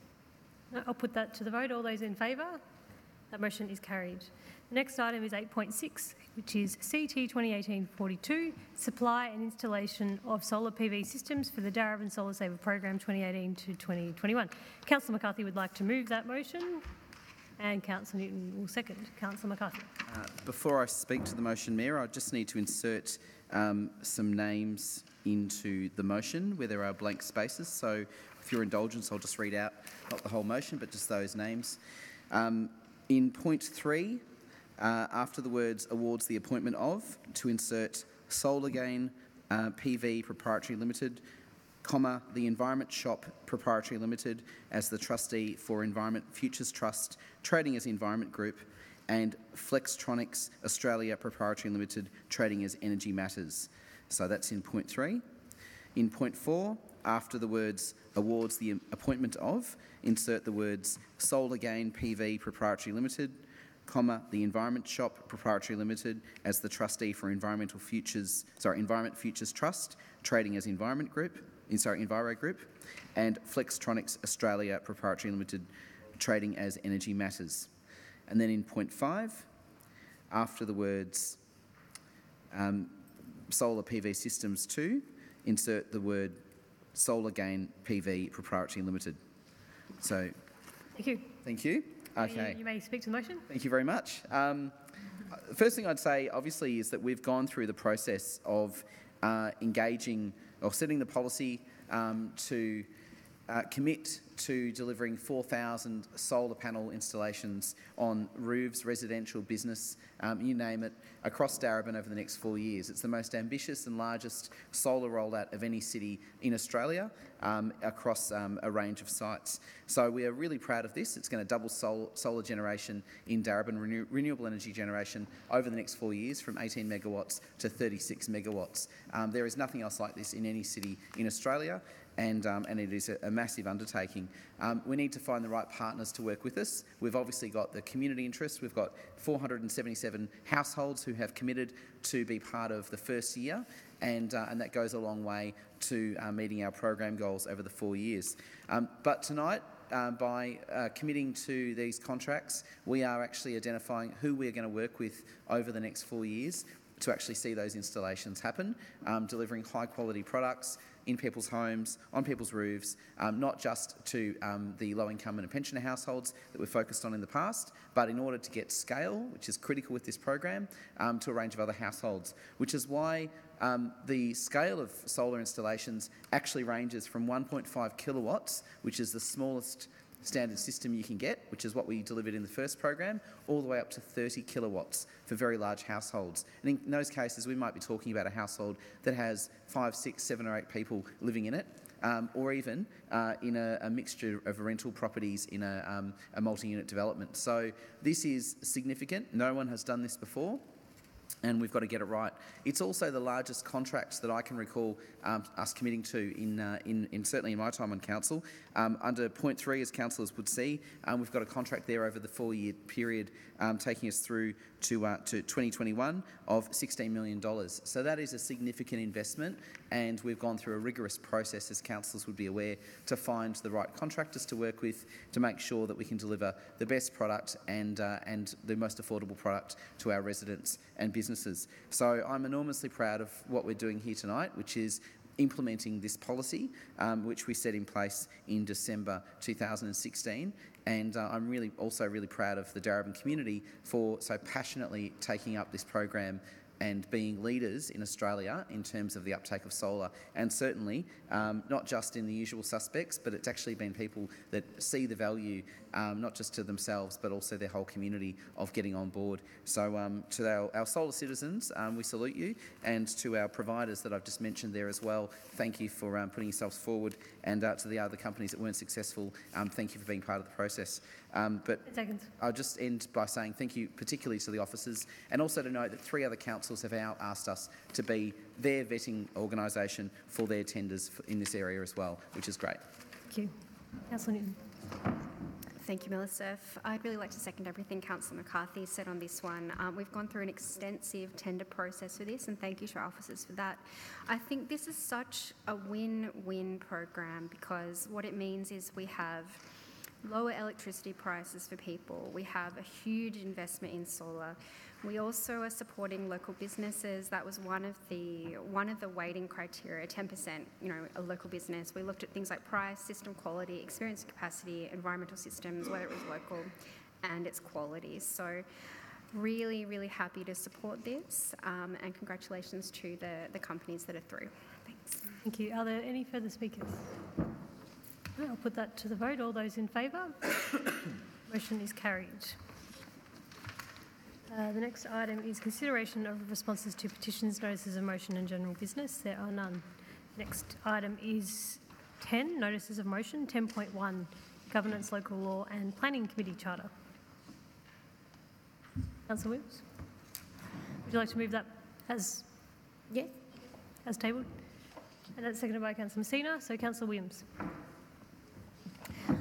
The intent of the notice of motion was to achieve a better practice when considering marketing and making, implementing and enforcing the local laws, encouraging good practice, promoting an effective governance across this council, give our community the strong, accountable and effective local council that it deserves, including genuine consultation, ensuring that our local laws are accessible and clear to the community. Darebin's vision of the future needs to show that it's more democratic, innovative, collaborative and responsive to our local community. The community expects, and we as an elected body need to ensure the community that we're accountable and transparent. The planning charter has been altered and amended too many times, and there's confusion in the community as to how it functions. Is it really serving its purpose or being manipulated? Are the right applicants coming to council? Are the current government laws appropriate and consistent with the community expectations? I'm not sure when the recent laws were amended. As a councillor, it is our responsibility of the people having delegated powers involved in the decision making to ensure each of us as councillors are accountable for every motion that is made in the chamber. We individually owe it to the community that we're accountable for every decision that each of us make. Ensuring and incorporating better practices, council minutes needs to reflect council's voting decision-making process. And having delegated powers, we must be recorded individually to demonstrate and reflect transparency and accountability. It is an issue that I've raised all year, and it'd be nice to see change in the local laws. Thank you. Councillor Messina. Thank you, Councillor Williams. Policies, procedures and laws are a working document. It's what we abide by. They get reviewed. The last time I think they were reviewed, I could be incorrect, but it was last year. So from my perspective, I want to thank you for putting this through, and I think, as I said, it's a working document and they need to be reviewed, so I welcome that change. Thank you. Thank you. Are there any further speakers? Councillor Rennie. I'd like to suggest an amendment if I could. The amendment is that Council 1 calls for a briefing on the Darebin City Council Governance Local Law 2017 and Planning Committee Charter 2017 to be held by the end of September 2018, and 2, prepares a subsequent report on possible changes and processes to be considered at an ordinary council meeting before the 31st of December 2018. Before the 31st, I was actually hoping it would come way before that. Okay, so you can either accept what's been put forward or not, and if you don't, we can move it as an amendment. Okay, so it's not accepted by the mover. So Councillor Rennie, would you like to move it as an amendment? Yes, I'd like to move that as an amendment, please. Is there a seconder for the amendment? Happy to second. Seconded by Councillor Newton. Councillor Rennie. I think we're actually, there are significant levels of agreement about the merits of regularly reviewing the council local law and the planning committee charter.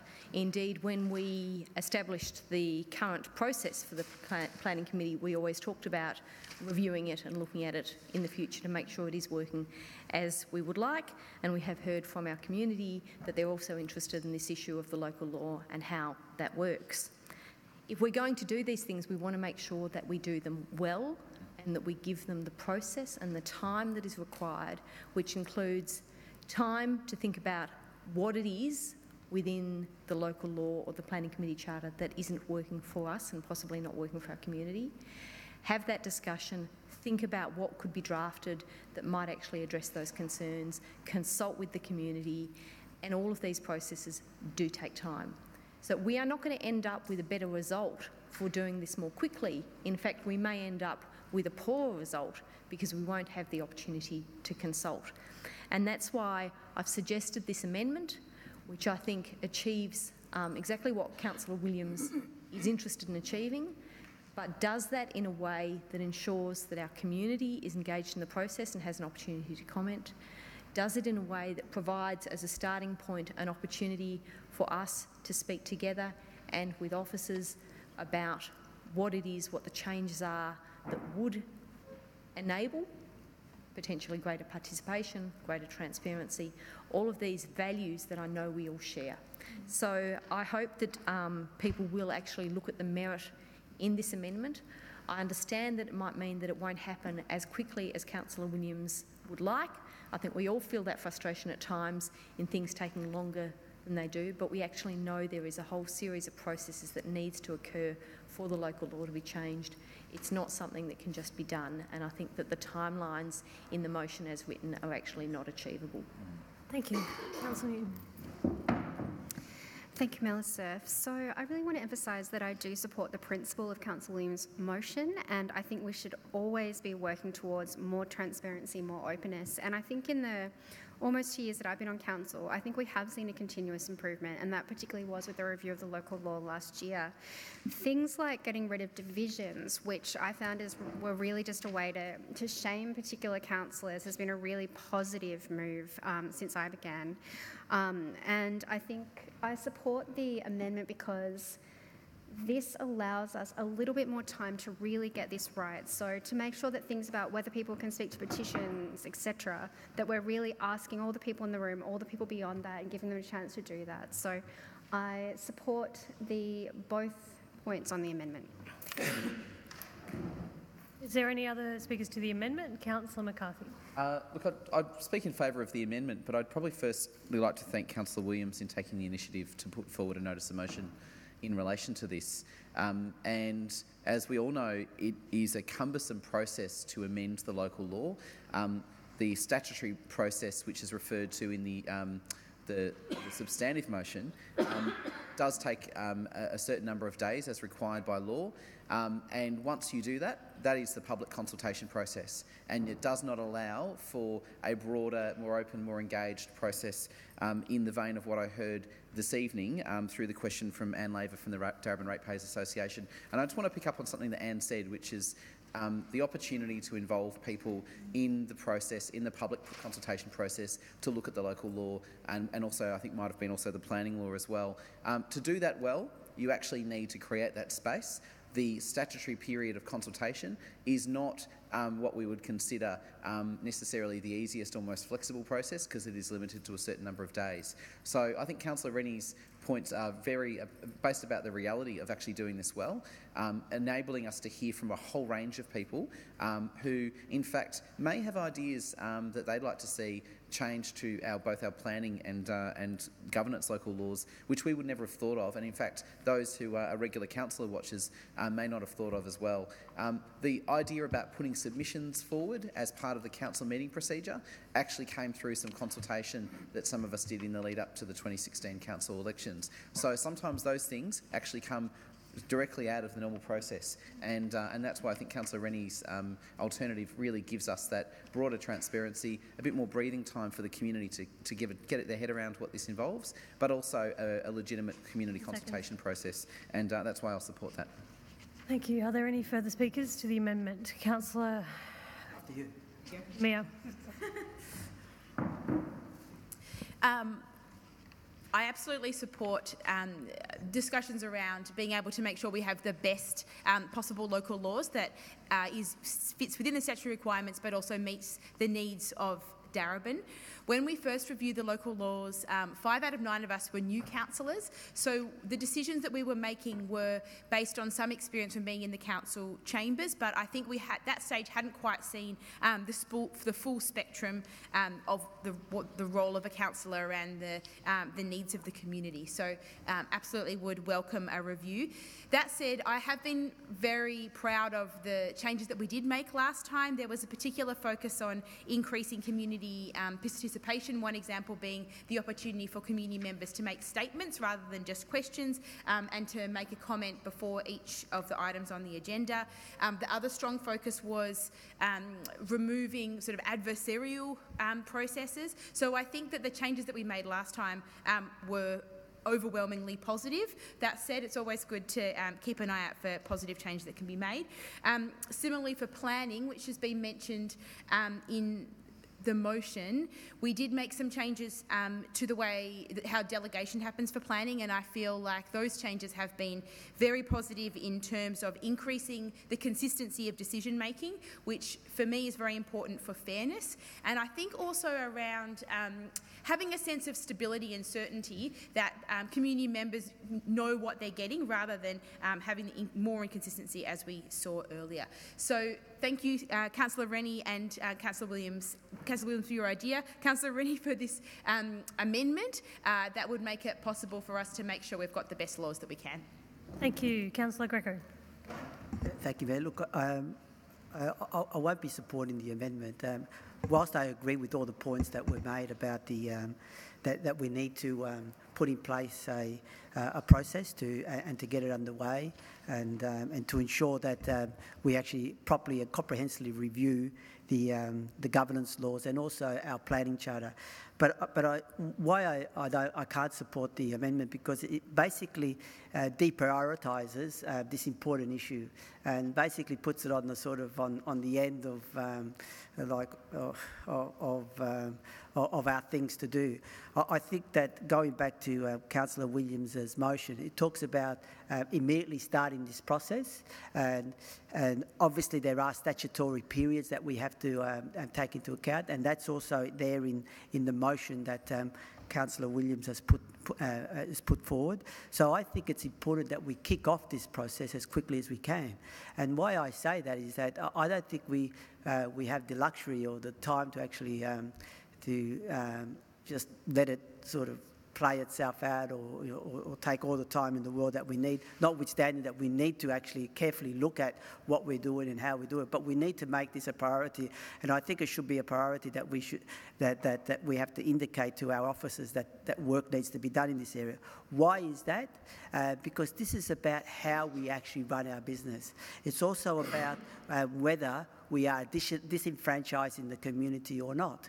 And then I think that we need to actually immediately embark on this process. And so I don't think Councillor Rennie's amendment actually aids in actually us getting our teeth stuck into this as quickly as possible, to get all the briefings happening, to get the conversation going, and so that we can go through the proper statutory process as quickly as possible, because I think there's much need in regards to this particular area of council business. Thank you, Councillor Greco. Are there any further speakers on the amendment? No, I'll put it to the vote. All those in favour and against? That motion is carried, so this will now become the substantive motion. Are there any? So we've heard from the mover and the seconder on the substantive motion. Are there any further speakers? Councillor Rennie. Yes. I thank Councillor Williams for bringing to us a motion that asks us to review the governance, local law and the Planning Committee Charter. And I think it is always important that we look at these, and that many of us, this being our first term of council, have gone through a process of enormous learning over the last 2 years. And whilst I think we got many things right when we did the changes a year ago. Sorry? Keep going. The clock wasn't going. We got many things right when we actually reviewed these a year ago. I think with the benefit of the learning that we've done over the last year and a year's work together, and with a new team of staff in council, we may well find that there is more that we can do. But I also want to be really wary of this idea that a review should just focus on transparency and governance, particularly because I think when we talk about all the focus on transparency, we suggest that we're not transparent. And I actually think we've been a highly transparent council, and I think that we've been a council that has actually opened itself up to a community and to community involvement and input in a way very few councils do.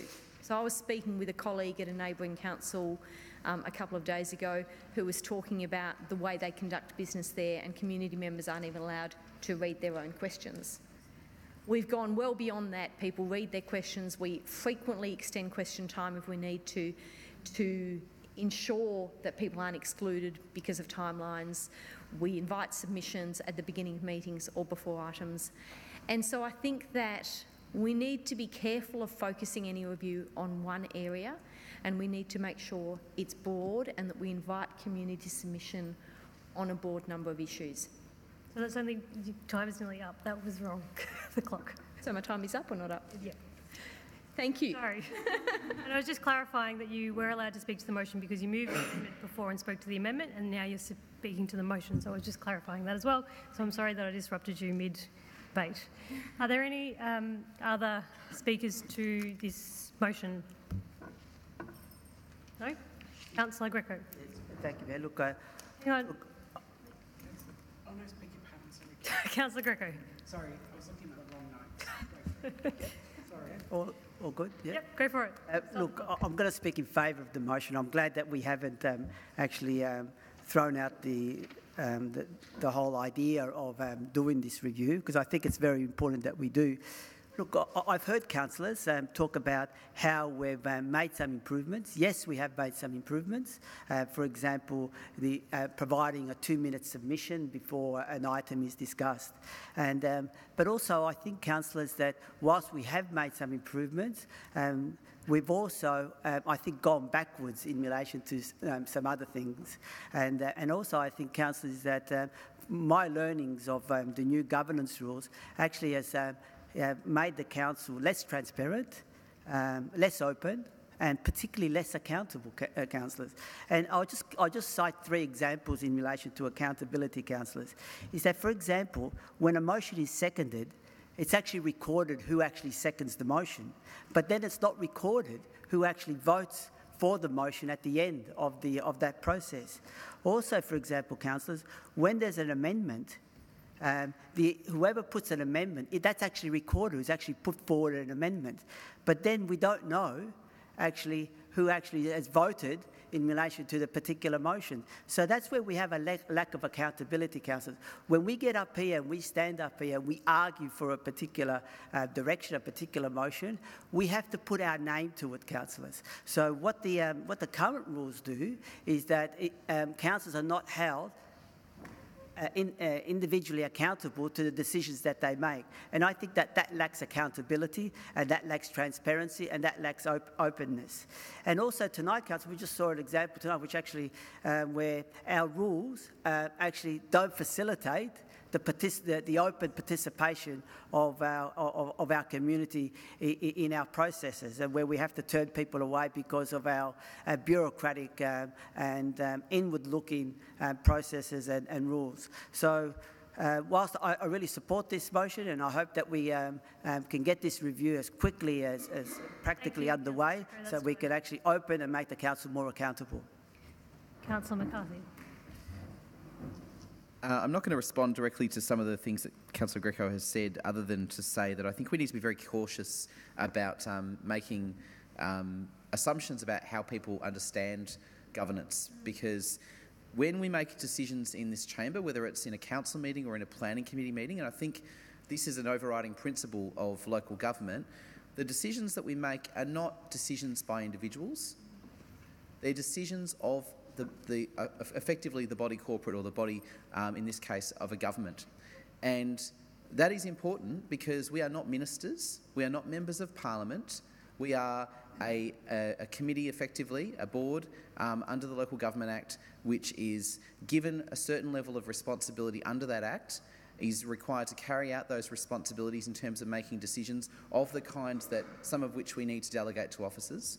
But when we walk out of this chamber, and this is the overriding principle of the governance local law, when we walk out of this chamber, the decisions that we make, even if we disagreed with them, are the decisions of the council of which we are members. So they are not individual decisions. And that is one of the reasons why it is not the practice of local governments to list who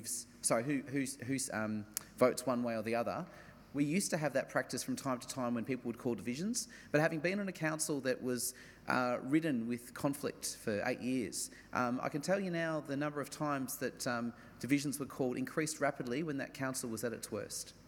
And it was used more and more as a mechanism to name and shame, but also to create the perception of division. And I would say, and I'd stand up here quite openly in this council chamber and say that I reckon there's a few times that I called for a division because I wanted to show who voted which way or another way. Seconds. Not proud of it, but I don't think it makes for good governance because it means that you walk out of the chamber not supporting the decision-making processes of the council. That should be a high priority for us as councillors. Thank you, Councillor McCarthy. Are there any further speakers? No? Okay, I'll put that motion to the vote. All those in favour? Motion is carried. Next item is 10.2, Community Sponsorship Program. Thank you, Mayor. I'll move this motion. Are you moving that as listed in the agenda? I have a motion that that I sent through. That we'll just get it up on certain screen. changes made to it. Okay, so there's a couple of changes there. I'll give councillors opportunity to have a read of it. And Councillor Rennie is happy to second that motion. Has everybody seen that circulated change? Okay, Councillor Greco, would you like to speak to the motion? Thank you, Mayor. This is a motion that, firstly, I have to thank the Darebin Ethnic Communities Council for bringing this to our attention. I think it was brought to the attention of all councillors, and so I took the next step in terms of ensuring that council actually acted on this, which I think is a good initiative on the part of the Darebin Ethnic Communities Council. What this motion refers to is the Community Sponsorship Program. It's a program that has been devised by the federal government in relation to sponsoring businesses or community groups or families or individuals that could actually sponsor refugees to come to Australia. And the program has been trialled for the last 4 years. The federal government's found that it's been quite a successful program, and now is looking to extending the program to make it broader. And they're looking at creating 1,000 places in relation to where the community or businesses or organisations can actually sponsor a refugee to come to Australia. And so what this motion talks about, therefore, is how council can actually support that initiative, but also the motion goes to some of the flaws, and they're very critical flaws in relation to this initiative by the federal government. And some of the flaws is that there's only 1,000 places that have been that are part of this program, but most importantly is that these 1,000 places that are part of the program actually take away 1,000 places under the normal humanitarian scheme that the federal government administers. And we know that the normal humanitarian refugee scheme that the federal government administers is in relation to the most vulnerable. So what this therefore does is that it takes away the places, if you like, of ones that could come, that make an application to come to Australia and that are not supported, are most vulnerable, and then don't get a place. The other flaw that is in relation to this particular scheme is actually the cost associated with sponsoring somebody from overseas. The actual application is over nearly $20,000 in actually making the application. Sponsors have to pay the airfares. The sponsors have to guarantee the financial the finances of the refugee that they sponsor for the first year, and there's a whole lot of other criteria that has to be met. And so what this motion does is that, one, it says welcomes the initiative, but at the same time is asking the federal government, writing to the Prime Minister and the Minister for Immigration, that the criteria is loosened, and so that we could actually make this work. In Canada, for example, there are, and this incredible figure, there are nearly 300,000 people, refugees, that are sponsored under a similar sort of scheme. The scheme is much cheaper, it's more streamlined, and it actually encourages organisations and groups to sponsor refugees to go to Canada and to receive the support and community help from people who sponsor them. So I hope that councillors will support this motion so that we can make the representations that we need to the federal government. Thank you, Councillor Greco. Councillor Rennie. I'd like to thank the Darebin Ethnic Communities Council for corresponding with us and encouraging us to support this motion. I'd also like to thank council officers who looked at the motion and actually established that we could strengthen it in some ways with some concrete actions that would come out of this. So I thank those officers for their work as well.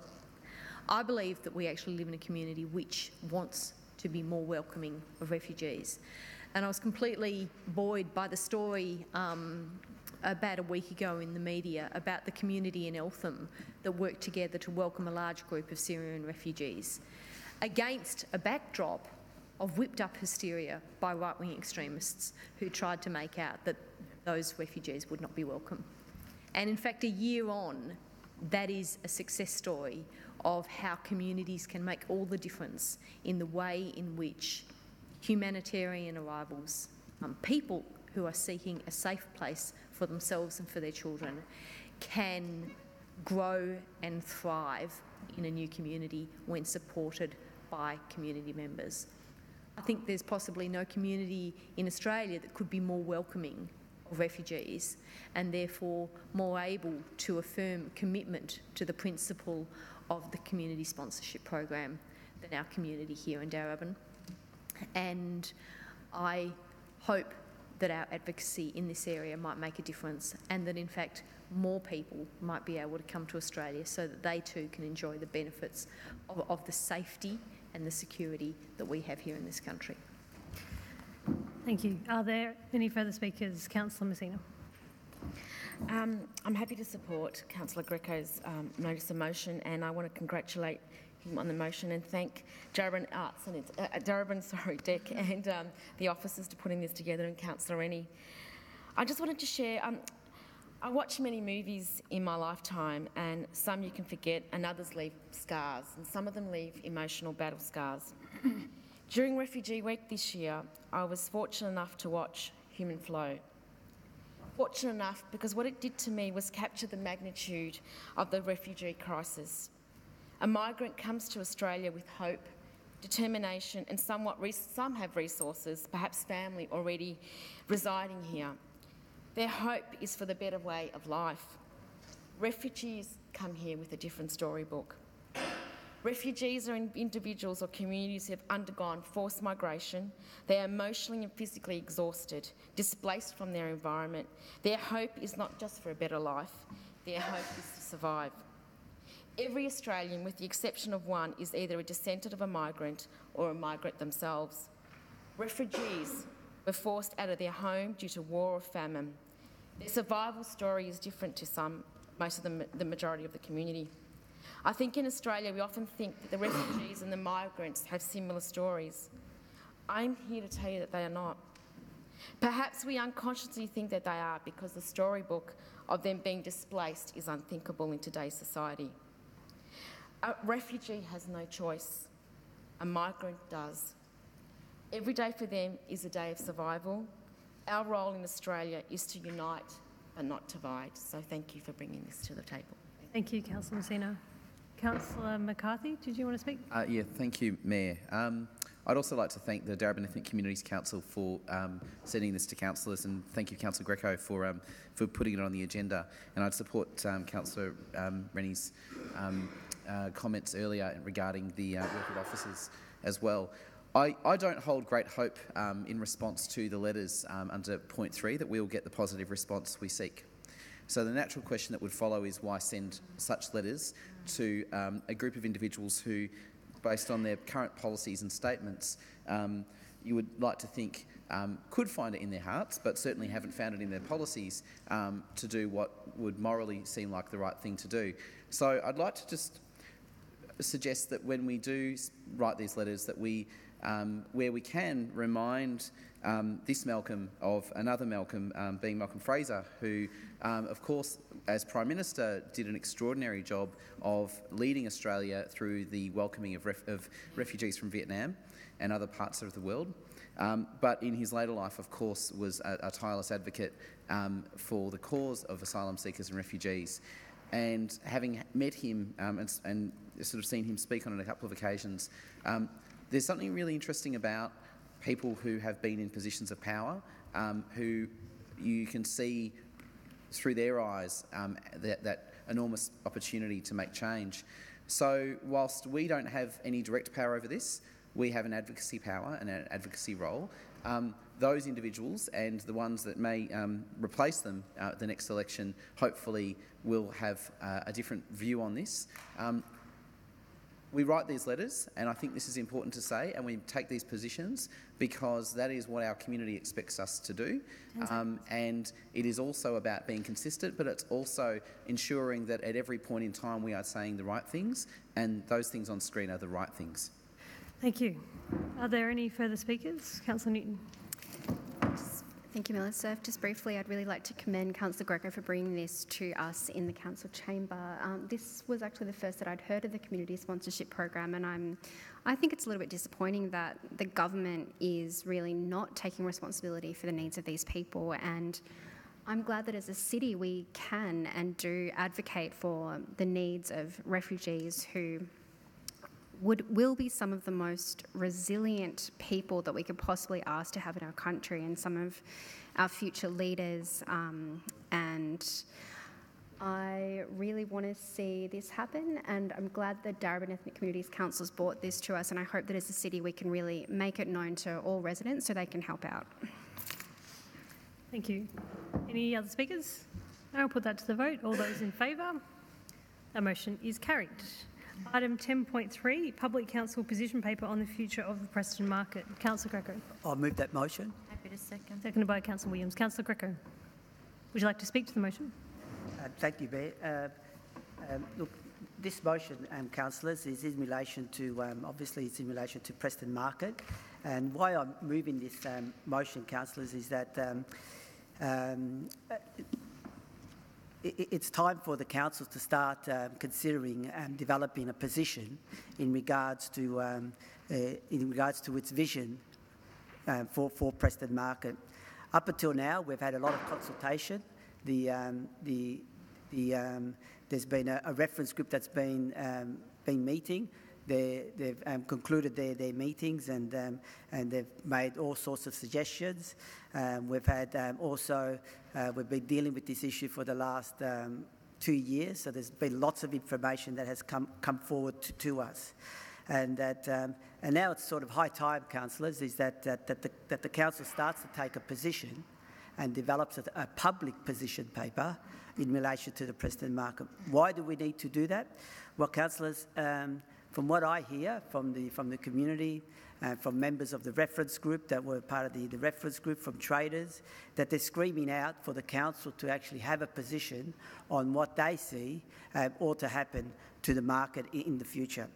Given that the Minister has charged the VPA to rewrite the incorporated plan, and the VPA is going through that process, we as a council that have a vested interest, because we're a major stakeholder in this process, is to actually put forward an independent submission to the VPA after gathering all the information that we have so far, including the reference group findings, and put forward a submission on behalf of the council, which is on behalf of the citizens of Darebin, of what we think ought to happen to that space. It's a major icon for the city of Darebin, as we know. Not only is it for Preston, it's the lifeblood of the Preston Business District, but also for Darebin. And also, arguably, as the Heritage Report showed us, is that it's not only of local significance, but potentially also of state significance. So, council, it's incumbent on council as part of the process is to have a public position on what we think ought to happen at the Preston Market. Now, and what this motion does is basically sets the process of developing that public position. And I stress the word public because we need to be, again, I'll go back to the point that I mentioned before, open and transparent and accountable for the positions that we take as a council in relation to important matters that affect our community. And so we need to develop a public position so that we can show that public position to the community, get further feedback from them, and then put that submission, as we do with many other things that are in relation to planning, to the Minister before the Minister makes his decision. The Minister has indicated, as we know, that he'll be seeking submissions from the VPA by the 31st of October. So we should start to prepare ourselves to put something forward by that date. And it's very important that we do that, councillors, because the community is looking at us, the traders are looking towards us. And I'll just finish on this note. I just found out in the last few days that one particular trader has been given an eviction notice, and so there is a lot of stress out there in terms of this, in terms of the market. So the community is waiting for the council to develop its independent and public position. Thank you, Councillor Greco. Councillor Williams. We all love the Preston Market. It's located within 15 kilometres of the CBD. It has social significance to all the people that work, live and play in Darebin. The VPA is preparing a report to the Minister, which the Minister will be considering what the new controls will be. We need to look at putting in a submission to the VPA and make it open to the public on what the future controls should be, so the community knows that this council is being responsive to our community and that we are being that voice for them. The market has no controls whatsoever. It has no social heritage in place, no future heritage protection, and it has certainly no demolition controls. Thank you. Councillor Rennie.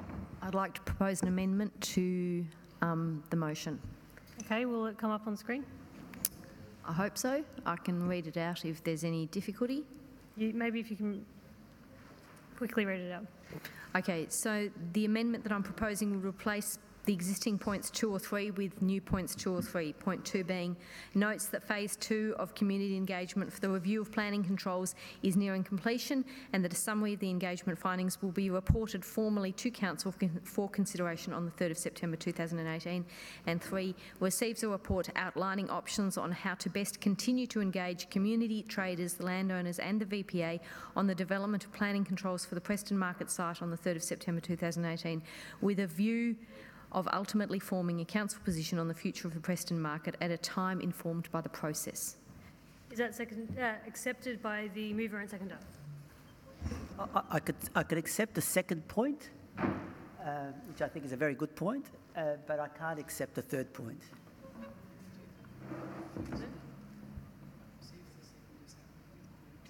Are you, Councillor Williams, are you happy for point 2 to be accepted? Happy for point 2 to be accepted. Okay, so Councillor Rennie will have to move an amendment to incorporate point 3 and the deletion of points 2 and 3. Yes. Okay? Yes. Okay, is there a second? So point 2 is incorporated. The amendment is addition of point 3 and the deletion of the original points 2 and 3. So that's amendment moved by Councillor Rennie and seconded by Councillor McCarthy. Councillor Rennie. Thank you. I think that the commitment that this council and this community has to ensuring the future of the Preston Market is clear and has been so for a very long time.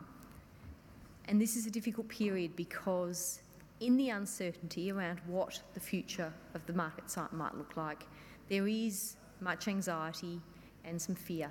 And I think our role as a council is to actually work through a process trying to hold that fear and that anxiety while the process works itself out. I don't believe anxiety is ever best managed by rushing things and by trying to jump to an outcome. And I think that as point 3 is currently written, it would have us arrive at an outcome before we have finished really hearing and understanding what our community wants. And the position of community members, even those who have participated in the community reference group, is not 100% clear in terms of people don't necessarily all think the same thing or have one vision. And there may not be one position, there may be multiple positions that are acceptable, that require some level of compromise, but that actually contribute to the outcome that I think we're very clear we want, which is a vibrant, dynamic, viable, fresh food market that provides really affordable, healthy food to our community. There's not necessarily one thing that will result in that, and I think that the motion as it's written without the amendment suggests that there is one and only one potential position that we could arrive at. I think there might be numerous positions, each might involve some compromise. I think if we follow this process through to the end, if we continue to engage people, we're going to get a better result. And I don't think good work is ever rushed. So that's why I'm suggesting that we actually look at how we continue to engage with people, how we get that first report back, and that informs the next step, not trying to kind of leap to the end when we don't actually fully know what all the steps in between might look like. I look forward to visiting that market in years and decades to come, as I'm certain our community does also. What that looks like, I can't predict any more than any person here, but I don't think we get closer to it by jumping to an outcome really quickly.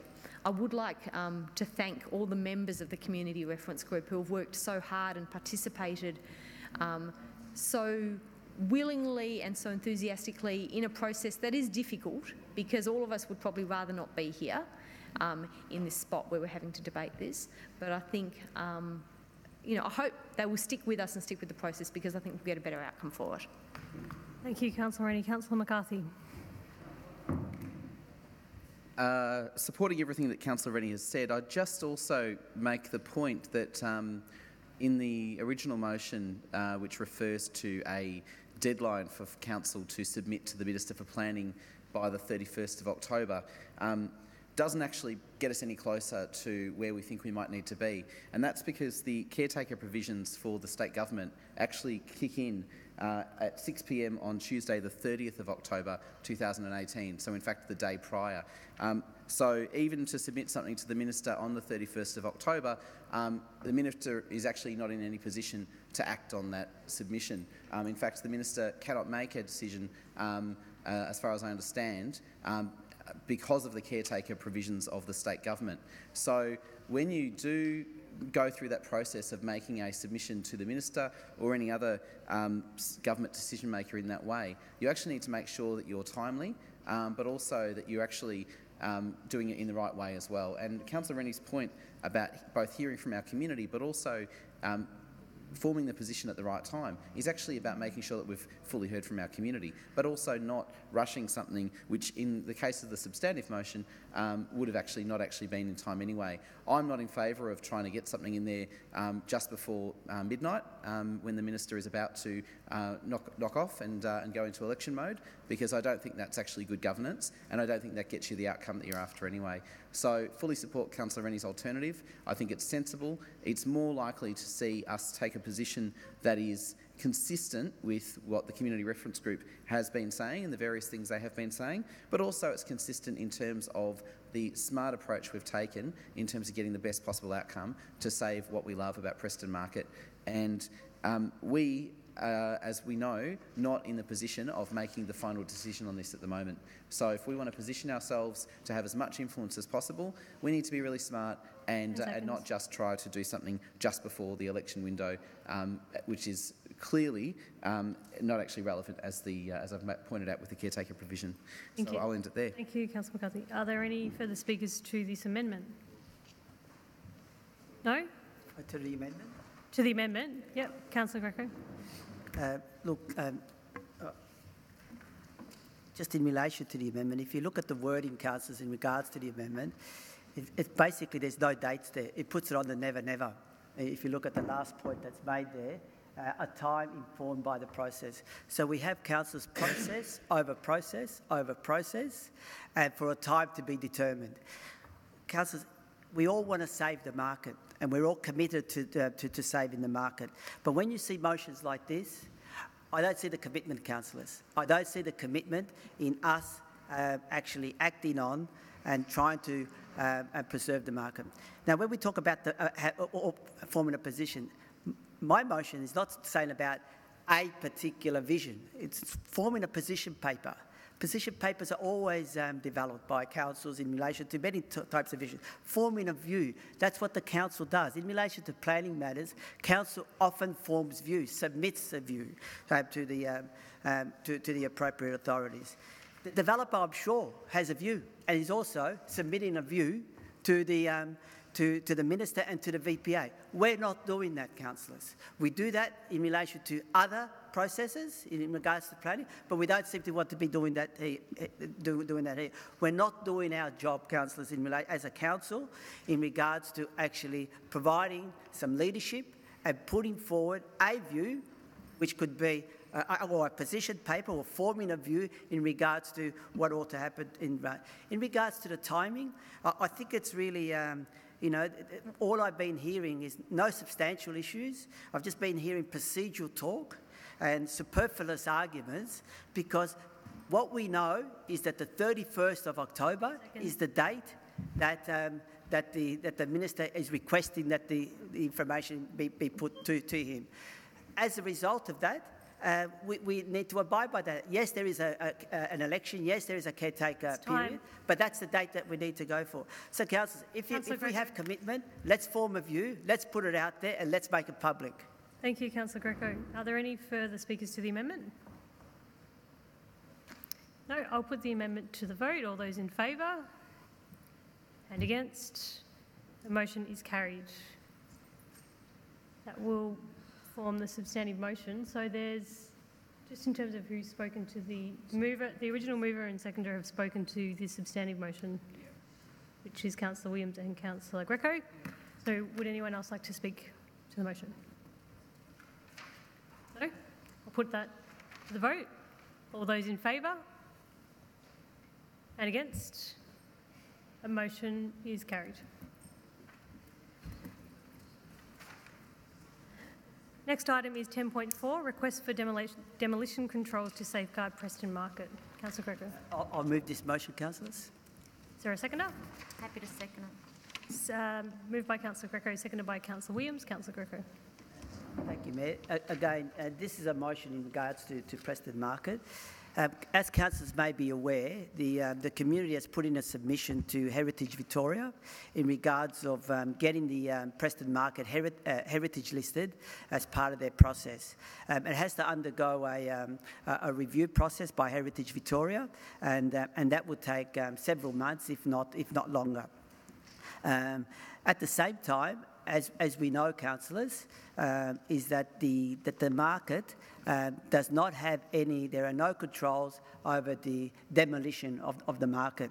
So as a result of that, I'm putting forward this motion in order to give some integrity and some respect to the process of that, and to recognise and acknowledge the application that the community has put forward to Heritage Victoria, that we request that the Minister immediately puts on a demolition controls to ensure that the market is not demolished, pending the outcome of the assessment of Heritage Victoria in regards to whether the market ought to be listed as part of its listing.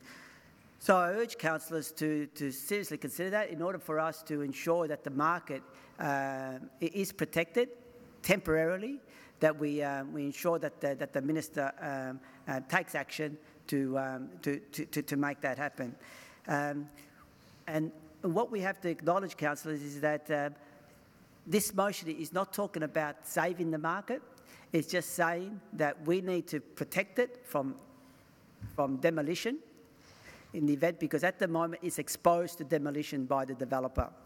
And what we need to do is just protect it so that we can allow the process to occur with Heritage Victoria, and for them to make their assessment, and not in the fear that tomorrow morning or next week or a few months later the market could be completely bulldozed. The other thing that I would note also, councillors, is that many of the leases that the traders have signed, there are demolition clauses in their leases that basically, as per the Retail Leases Act, provides 6 months for traders to vacate in the event that a developer or an owner wants to demolish their thing. So the spectre of demolition is there, councillors, in relation to the market. There's no protection in regards to that. So we need to ensure that, pending this assessment, that we ask that some protections be put on the market that is not demolished. So I urge councillors that they support this motion, that we immediately write to the Minister and get this in place. Thank you, Councillor Greco. Councillor Williams. The intent of Councillor Greco's notice of motion is requesting that an interim safeguard of the Preston market of the demolition of any type of demolition occurring. It is currently stands that the market has no protection whatsoever. The community has put in an application for the heritage control. Until the application has been processed and a decision has been made, we should be asking for the Minister to put some sort of demolition control pending over the market until Heritage Victoria makes a decision. Until we find out what the final incorporate plan is, we really need to start looking at being the community and what it expects of us. We are an elected body and we need to ensure the community that we are accountable and transparent. Thank you, Councillor Williams. Councillor Messina. I have an amendment to the motion. What is the amendment? Sorry? What's the amendment? I propose that that council writes to. Oh, sorry. Item number 4 is to be altered. That the council writes to the Minister for Planning, requesting a demolition control to be added by amending the priority development zone, and I also like to remove the words "strong" from item number 1, and on item number 2, seriously. Has this been emailed? No. It's up on the screen.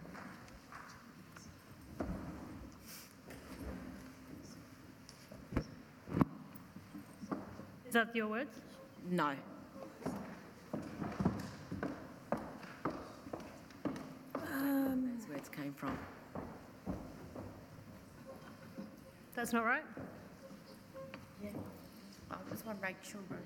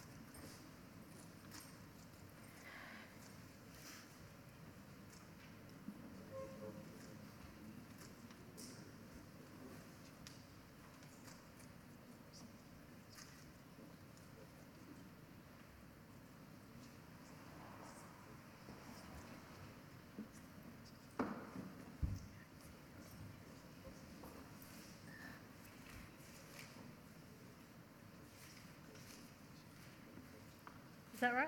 Yep. Okay. Does the mover and seconder accept those amendments? I just ask our officers what exactly, what will be the implications of that amendment, and what exactly would that cover? Who's going to answer?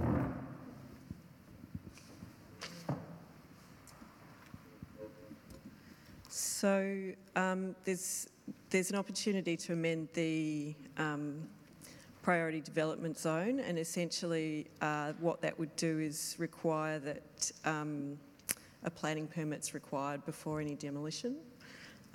It's a case of it requires the minister's approval. They can do that in a process that doesn't have exhibition. So we would write to the minister to make that request, but it would essentially be a demolition control.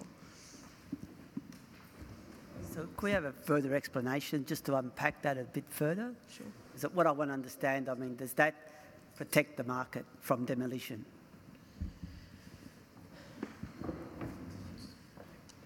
So through you, Madam Mayor, so there's no mechanism to prevent demolition, even with a heritage overlay, so it requires a planning permit to be sought.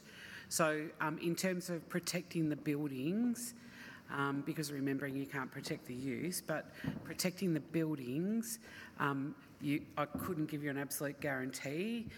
What it does is it puts a step in the process. So it means that now they could demolish a building without a permit, if this was to happen, they would need a planning permit and have to go through that process, and council would have to consider that.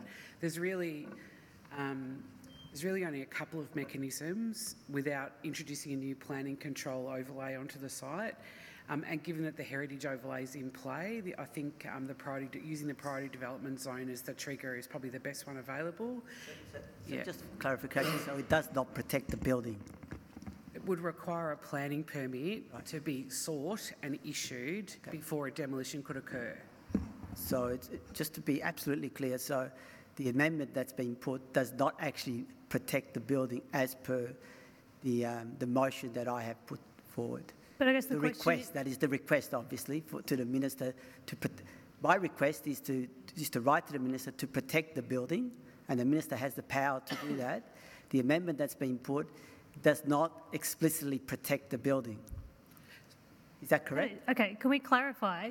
Does the substantive motion protect the building, and does that change with the amendment? So, through you, Madam Mayor, with regard to point 4, as you've drafted, Councillor Greco, that achieves the same thing, because what you've done is ask for demolition controls rather than preventing demolition. And I'm not aware of a control that exists in the planning system that completely prevents demolition. So the way my understanding of the planning.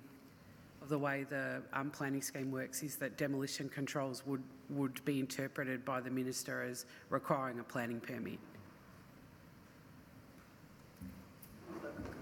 Just to be absolutely clear on that, so what we're saying is that that you're not aware that there is a control, that the minister does not have the power to actually put in place a control that in the interim protects the building from demolition. Is that so? So, through you, Madam Mayor, the minister might be of a mind to put in an absolute control as a one-off. So if that was what we were seeking, if that's what council resolved to do, my advice would be, as drafted, your NOM doesn't seek to do that. It would need to be tightened in terms of its language.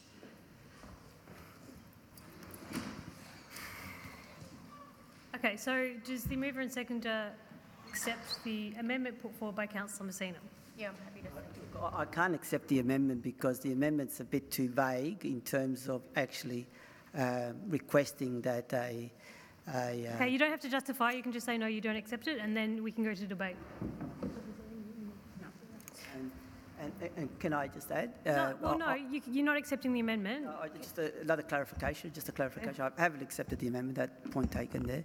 And I'll just request from the, that if my wording is not clear enough, I'll request that I could take on suggestions from the officers in regards to making my... Okay, yeah, so they can clarify, but that could have been done before the motion was actually submitted. So, Councillor Messina, do you want to move your amendment? Do you want to move your amendment? Yes, I do. Yes. Okay. Councillor Messina is moving that amendment. Is there a seconder for that amendment?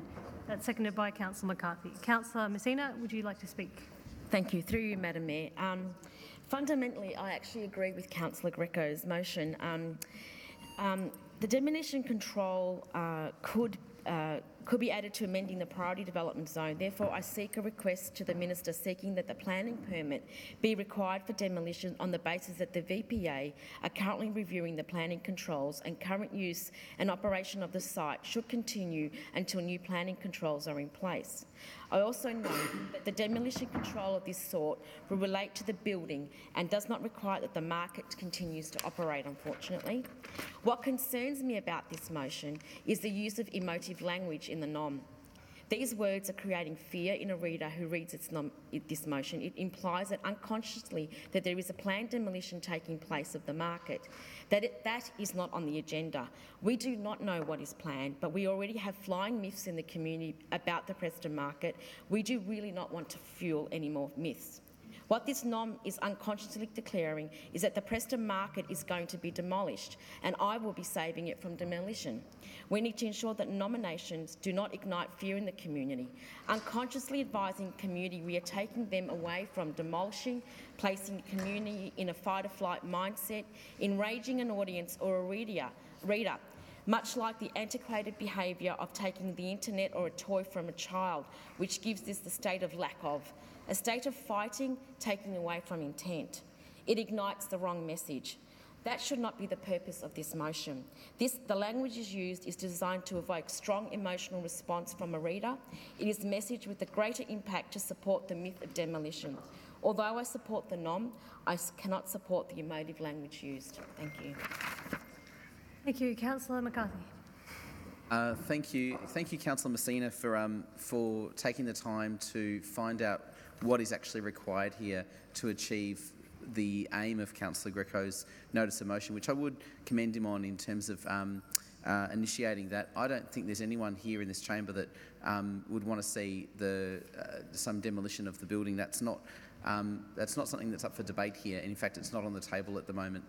What is on the table is how best to achieve the objective of getting in the strongest controls in regards to the possibility of demolition sometime in the future, if that were to be the case. And what I've heard from both Councillor Messina's motion and the advice from our officers is that the point 4 as it currently stands does not provide clarity around the sort of control that we actually need in place to prevent demolition. So what Councillor Messina's alternative point 4 actually does is point the Minister directly to the sorts of controls, in this case a demolition control being added to the priority development zone, which then enables him to actually say yes to this. Because otherwise we run the risk of him saying, I can't do that, I don't have that power, or giving another reason because it is, and unfortunately the wording is a little bit vague in its intent. Whilst it clearly wants to deliver some prevention from demolition, it speaks about a power which is not clear or precise.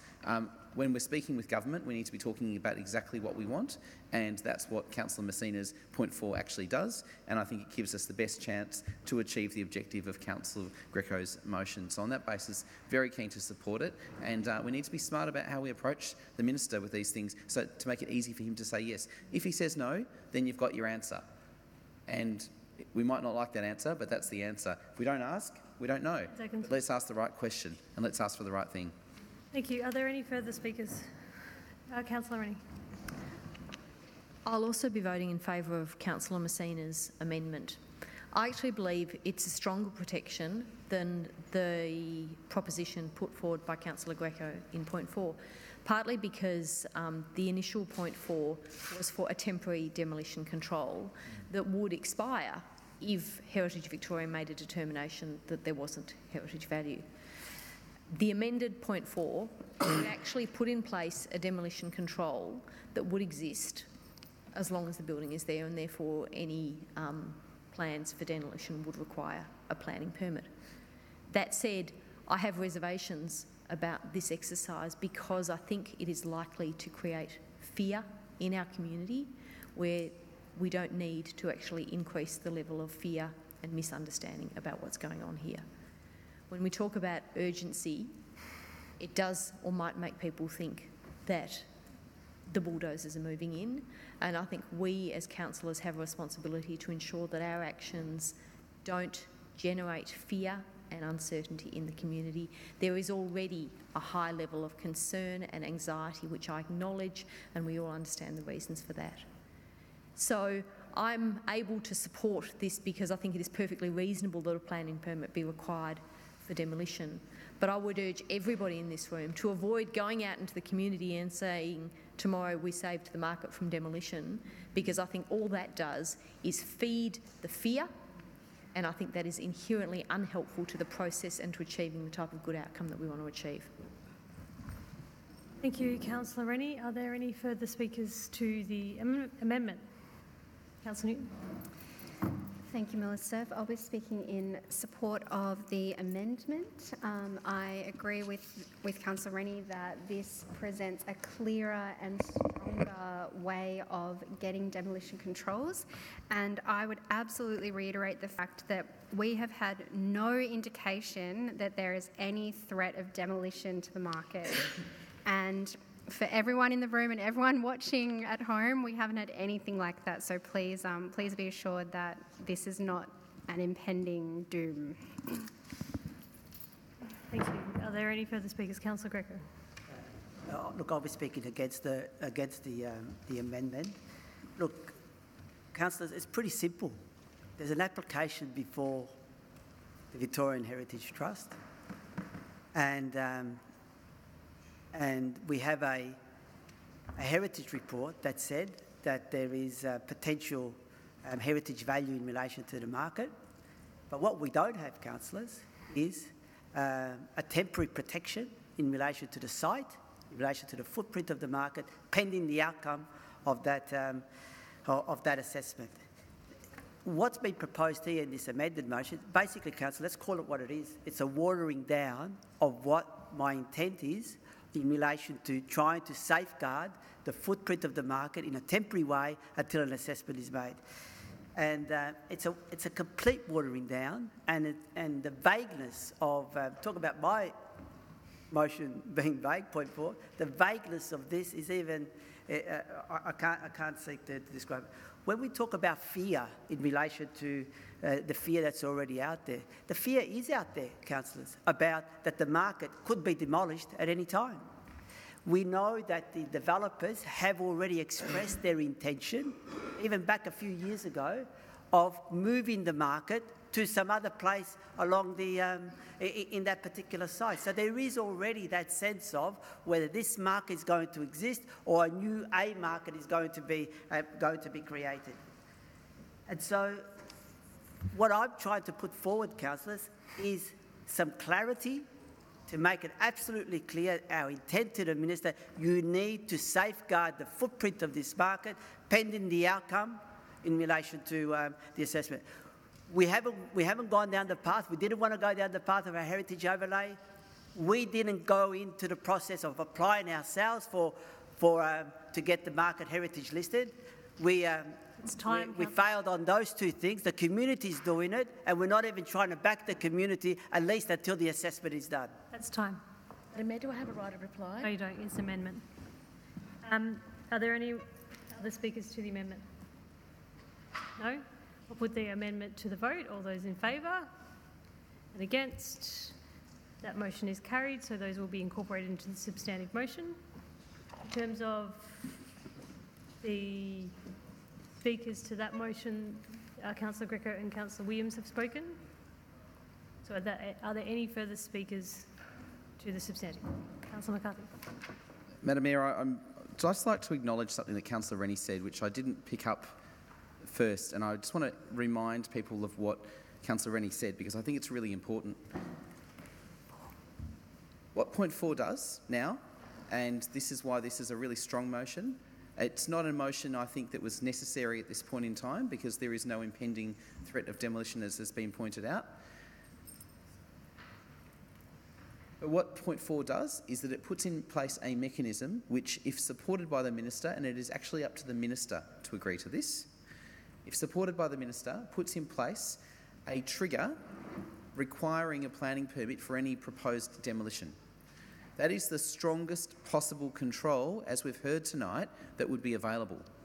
It is far superior now as a motion than what was there before, because what was there before was contingent upon the determination of Heritage Victoria, and should Heritage Victoria decide that the site does not have merits for heritage controls, and that's a dice game, then you have no control over demolition because you've asked for temporary controls. And that's only if the Minister actually was to go so far as to put those in place, trying to work through, in fact, what it meant.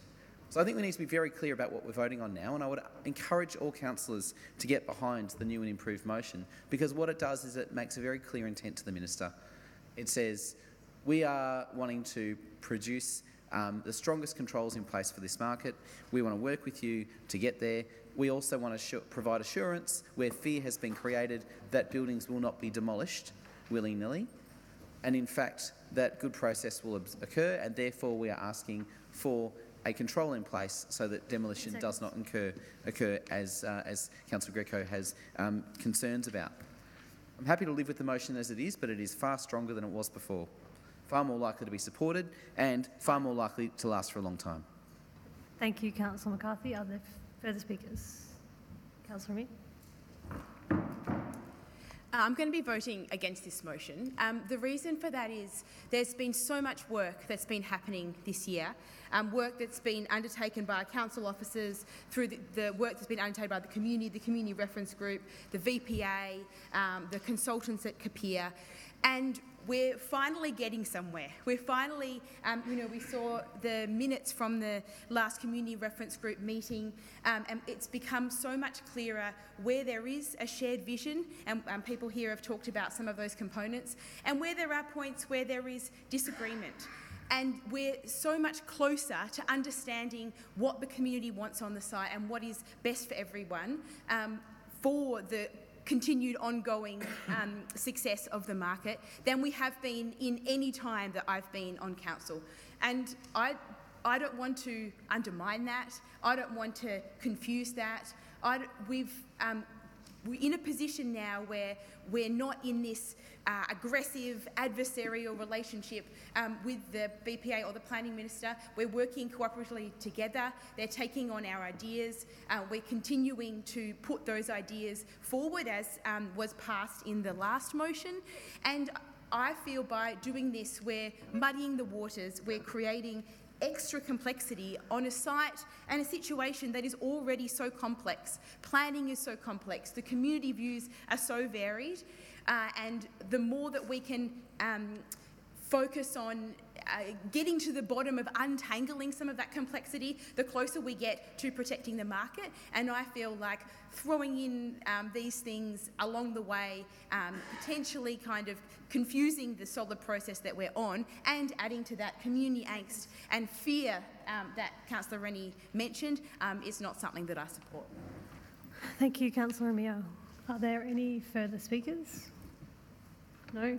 I will put that to the vote. All those in favour and against, motion is carried. Moving now to item 10.5, promotion of recycling. Councillor Williams.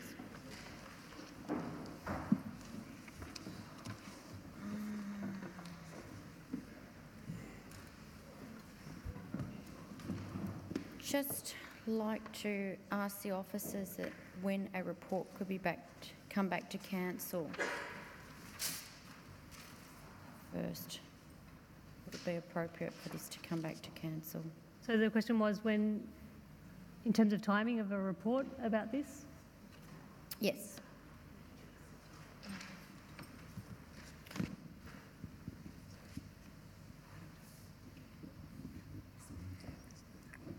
Through you, Madam Mayor.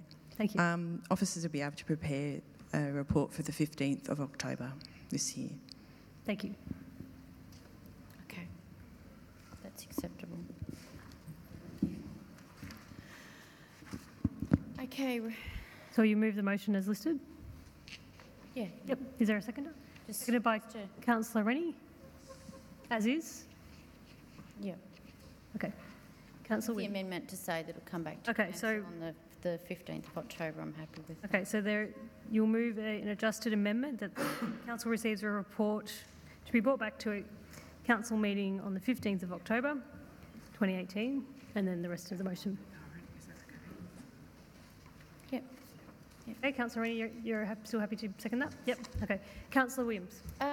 Many residents understand the concept about recycling, but I'm not sure they really understand how important it is. I believe it starts with council, that more recycling would happen if we focus on the behavioural changes. By creating the habits of adulthood and hopefully inspiring tomorrow's great minds and to develop new and better ways of eliminating waste. It is essential and a no-brainer that this council, through educational programs, posters, stickers and bins, that we can be a leader in recycling. We need to continue to be proactive with residents, our schools and businesses in the areas of using the 3 Rs of reduce, reuse and recycle. Teaching them about the importance of recycling as early as possible to produce caretakers for tomorrow's world. We need to empower the people of Darebin by encouraging new behaviours and the ability to become leaders of what can and cannot be recycled in our bins, so they can become responsible individuals who are aware of their surroundings and know the different ways that can help improve eliminating waste. When students learn about recycling and pollution, it creates a domino effect across generations. They will teach their parents about it, and recycling can become a family activity. The younger you start, and the more natural it becomes. It is just second nature. A wide range of recycling items is going to landfill, which increases pollution in the environment. It's never too early to educate students or too late to empower residents on the benefits of recycling. Small lessons reap big rewards. Thank you, Councillor Williams. Councillor Rennie. Thank you. I thank Councillor Williams for this motion. I think this is something that we all are very keen to see improved in our city. And actually, I think this is something that our grandparents and perhaps beyond did far better than we do now. When I was a child, I grew up and my grandmother had a cupboard at the end of her kitchen, and in that cupboard was every brown paper bag that came into her household, carefully folded up in a pile, every piece of string and every rubber band. She kept them there for when she needed string or a rubber band or a paper bag, because you would never buy those things. They came to you and you treated them as something of value. So much of what goes out in rubbish bins these days is treated as though it has no value. And in fact, if it was properly sorted, it actually does have value. And the current crisis in recycling is not caused by a lack of knowing what to do with the recycled materials. It's actually caused by significant levels of contamination in our recycling bins, which make it more expensive and costly to actually deal with that material. Having said all that, it would actually be far better if people produced less, if we were more mindful consumers and simply didn't consume the volume of stuff. And I think that's part of this picture as well. Education is a part of this picture, and we can certainly do all those things. But we know from decades of public health work that education is insufficient, and that if we want people to make different choices, we actually need to make those different choices easier choices for people to make. So there's a whole range of activities that Council could engage in, and I look forward to hearing the report on all of those activities so that we can be a community where firstly there isn't a high level of contamination in our recycling bins, and secondly there is nothing in our rubbish bins that shouldn't be there because it could be reused because it has some value. Thank you. Councillor Messina. Thank you, Councillor Williams and Councillor Rennie. Simply e-waste, food to energy, waste to energy, recycling. These are all things that we need to be looking at for our future. Unconsciously, the most important thing is the consumer behavioural change. It's no good in telling them and taking away plastic bags, for example, like Coles and Woolworths did. They didn't educate the public as to why. All you saw was, we're taking away your plastic bag. What does that do? That fuels anger in the community, but they didn't tell them why. That is the most important thing. The education program must include the why we do it, and it also has to ignite consumer behavioural change. If we do not do that, it will fail. Communication is a response you get. I'll go back to the waste forum that I was during the week. The wrappers. Everybody said the word minties. I watched everybody in that room. They all grabbed for the plastic wrapper in the minty.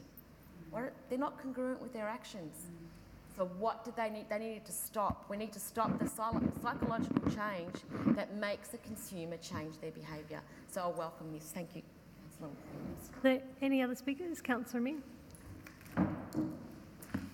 My sense from talking to people in the community and, talking even just to family and friends is that people are pretty good now at knowing the easy things. And we saw this, again, referring to the war on waste, in the last few weeks, that everyone knows you can put a Coke can in the recycling, you can put a water bottle in the recycling, but in some cases it can be quite challenging to know around different types of plastics, especially where there is difference between council to council what can be accepted and what can't. So where people haven't lived in Darebin their whole lives, they've moved from another municipality, they might not be aware of what can be recycled and what can't.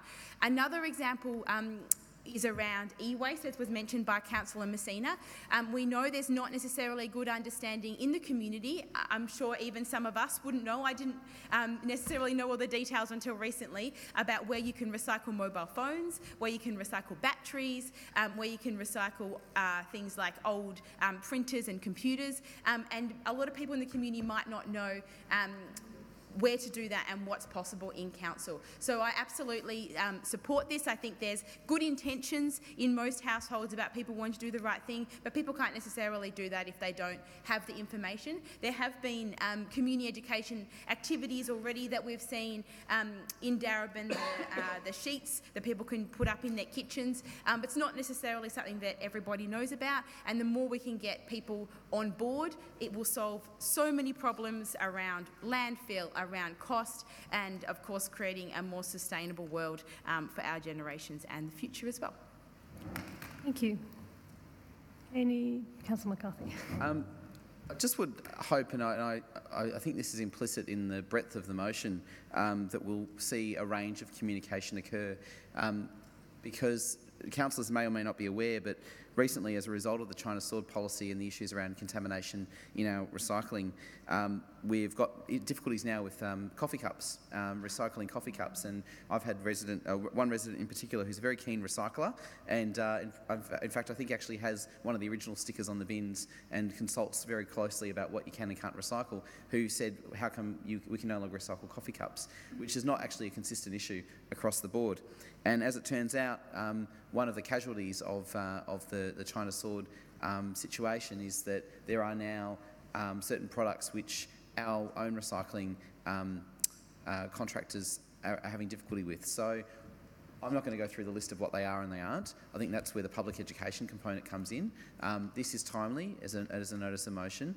I think it's really important, though, that we don't make arbitrary timeframes for the release of this, because the situation is actually changing regularly and quite rapidly, and hopefully we'll see some improvement from both producers and from the system in general and contractors. But it may be the case that this is the sort of communication that needs to happen on a more regular basis, perhaps in the Darebin Community News, perhaps through our social media channels and our libraries and customer service centres. Alongside our refugee posters, we should have our what you can recycle posters as well. So I'll end it there. Very welcome, but I think we need to be cognisant that this is an ongoing thing, as Councillor Messina has pointed out.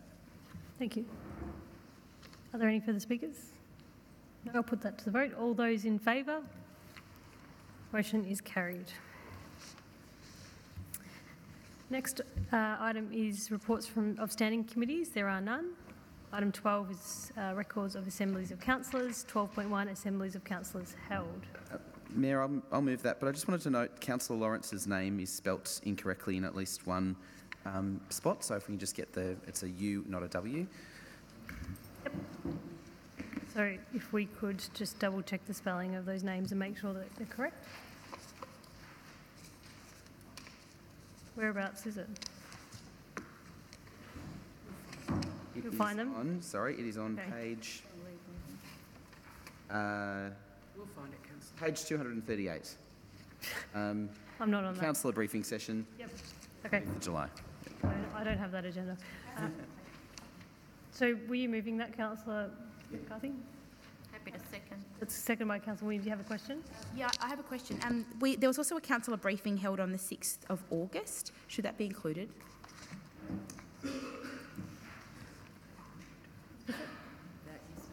Can I propose we add it in? So will we just include it in the next agenda because it's not listed?